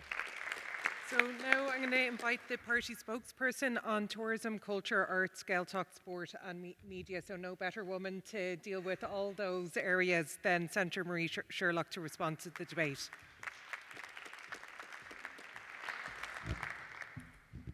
Thanks, Chair. And I wear a number of hats in the party in terms of having a number of spokespersonships, but it is arts and media, the tourism and community is covered by others, but I will cover it all today. Can I just say I want to commend all the motions in this section 70 to 79 to conference, and to thank all speakers and those who have written these motions today. And in some ways, these motions go to the heart of what Labour Party representatives, what our councillors, what our candidates do on the ground, fighting for their communities, for better amenities within their communities, whether it's pitches, whether it's swimming pools, and ensuring that children and people in communities have a fighting chance of a sense of community, and being able to that our communities are not just a collection of houses, that they also have amenities and a place for people to congregate and for activities to undertake. So it's not just about fighting for communities, but it's also fighting for communities with imagination. And you know, I suppose we have a very proud history in our party that we're not just Naamanier and Clee, we're not just giving out about a lack of services, we're also putting forward solutions. And I think nowhere better than is that reflected than in the proposal, the long-standing proposal for a hotel bed tax in Dublin and across other cities in this country. And it is frankly disgraceful that our local authority here in Dublin, but also in other parts of the country, you know, effectively thumbs its nose at the prospect of generating easy money. Because what is €1 on top of the 100 or the 150 or greater figures that we see here in Dublin in terms of the cost of a bed per night? And yet there has been an ideological opposition to that, in terms of central government, but also within local authority management over many years, and we need to change that. I want to, I suppose, just touch on specifically the arts and media and the arts and the media motions within this section here today. And with regards to when you look at the arts in Ireland now, on the face of it, there has been a lot of progress over the last number of years. Arts Council funding has never been higher. We have the basic income for artists, which is throwing a lifeline to so many artists now to do the work that they want to do. However, wages remain an issue in the sector, and we will continue to beat the drum on that. Just because we have effectively a social welfare payment specifically for artists does not mean we can forget the conversation about wages. Wages has to be central to that conversation, and just as importantly, the provision of space for artists to do what they need to do. And the reality is that in this city, but I know across the country, we have seen a hollowing out of artist space because, in effect, culture cannot compete with capitalism. When you look at the return, if we can call it that, from the use of of an artist space versus its potential use as the commercial yields that can be generated from office space or some other commercial activity, there is no contest. And this is what we are seeing year after year in this city, particularly over the last 2 decades. But I know in Galway, I know what's happening in Cork, in Limerick, and indeed in other parts of the country as well, where we're seeing artist space being effectively bought out and artists being left high and dry. And with the best will in the world, in Dublin City Council, I know it is on their radar. They are very concerned about it, but they don't have the resources and the manpower effectively to solve this issue at the moment. And we need central government intervention. So we're very clear that we have to take the lead of cities like London, like Arizona, like Sydney, and establish a cultural infrastructural company that will effectively map out where we need artist space here in Dublin, but also across the country, and that has to be led by the local authorities. To motion 79, I want to thank Councillor Dermot Lacey for his kind comments. I think since our conference last year, I couldn't have imagined how much time I've spent talking about RTE over the past number of months. In fact, I was worrying that as part of the, because I'm spokesperson for workers' rights, arts, culture, media and the Gaeltacht, that media was the one part that I had spent no time talking about at all. But anyway, I think we've probably spent more than enough time talking about the media and about public service broadcasting over the last number of months. And the very sad thing about where we are now in the debate about public service broadcasting is that it's not just about RTE. It is also about the wider independent sector in this country, because RTE is effectively an ecosystem for commissioning. And we're seeing a situation at the moment that the state is committing money to supporting the independent production sector, but there's effectively stalemate within RTE. So it is about ensuring that as a Labour Party that we call out the need to support public service broadcasting, but also that wider production sector. And indeed, when we look at the Oscar success over the last number of weeks for Ireland, and we're so proud to be in this situation, that hasn't happened overnight. That has happened because of years of investment into the production sector, and RTE has been played a huge part in that in terms of its commissioning of drama produced elsewhere. But with regards to investment in RTE and its current financial situation, it is almost 2 years now since the government's own Future of Media Commission recommended to the government that it be that public service broadcasting be funded directly from the Exchequer. And the government has dragged its heels since then. We have Fine Gael, who is ideologically opposed to the potential that public service broadcasting offers. They want to see a smaller RTE. Fianna Fáil are still trying to figure out which way is the wind blowing.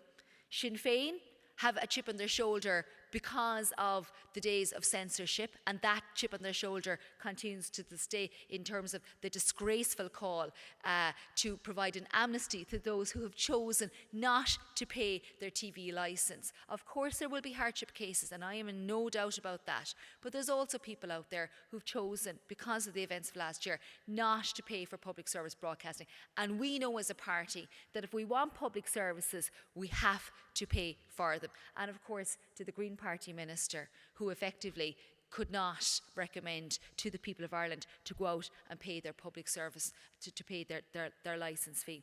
So as a Labour Party, we're very clear that the current system of financing for RTE, to my mind, is certainly broken. That RTE is reliant on state fund, on advertising to the tune of about 45% of its total income. That is not sustainable. I think Malta comes closest when you look at every other European country. It relies on about advertising revenue for about 18% of its total revenue. So we need to change that balance in RTE away from an almost half of its revenues coming from advertising, because I think that has led in large part to the problems that it has today. And ultimately, we need the government, to make a decision, and we will continue our call to the government of the day to make a decision on the future financing of RTE, because ultimately, this is about the people in RTE who go in there day after day to provide us with the best possible public service broadcasting. They're the ones suffering. They're the ones who are living with the uncertainty of the job cuts that are coming down the line, the cuts to content that are coming down the line, and the shortfalls that are currently being experienced within the organisation. Mar focal score bevralam buchas gashana hargon agus go the podra go the borka agus na dini ela la gaelga supporti, because hug Sean agus podra agus couple dini ela alon takiacht domsa mother lesson on pulsa don gaelga agus nilen hours ago makmeg papera going agus tomic tenu don on process show, so go a mila magwif slán. Thanks, Marie. So thanks to Centre Marie Sherlock for her response to each of those areas that have been put forward to the conference floor. So just to take a vote then on each of the motions, just moving back to motion 70, which was put forward by the Selbridge branch. Those in favour of motion 70? Those against? Abstentions? Motion 70 is carried. Motion 71 then in the name of Carrigaline Crosshaven branch Cork. Those in favour? Those against? Abstentions? Motion 71 is carried. Motion 72 then in the name of the Oxman Town branch. Those in favour? Those against? Abstentions? Motion 72 is carried. Motion 73 then in the name of the Crumlin Kimmage Frank Kluski branch. Those in favour? Against? Abstentions? Motion 73 is carried. Motion 74 wasn't moved. Motion 75 then in the name of the Gorey branch. Those in favour? Against? Abstentions? Motion 75 has been carried. Motion 76 was not moved. And then motion 77 in the name of the Rathmines Rathgar Harold's Cross branch. Those in favour? Those against? Abstentions? Motion 77 has been carried. And then motion 78 in the name of the Swords branch. Those in favour? Those against? Abstentions? Motion 78 has been carried. And then the last motion under this section, motion 79 in the name of Central Council. Those in favour? Those against? Abstentions? So motion 79 has been carried. So thanks to everyone who's spoken on the debates and to our party spokesperson as well for responding to that section. So the conference floor gives us a lunch break now up until 2 o'clock, but what I'd propose is we'd just take a quick comfort break and we'll come back for 2 p.m. to facilitate the conversation then on a number of really important motions relating to equality, social protection and internal party affairs. So just give comrades an opportunity to grab a coffee and to come back into the room if that's agreeable. So just to come back for 2. Great.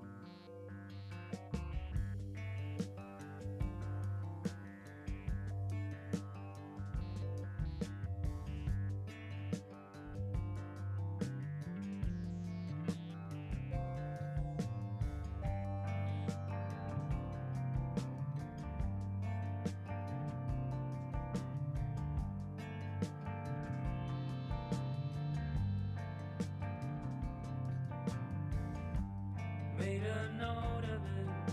Did you write it on your hand? Put a name on it to help you understand.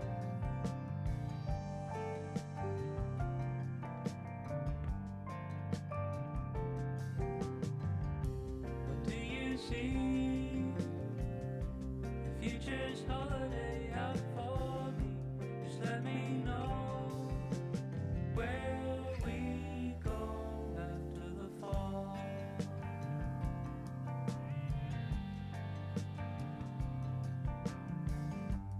Like the sound of it, gonna hang it on your wall. Turn and run with it, for the sake of one and all. When you go, nobody knows. What do you see? The future's holiday.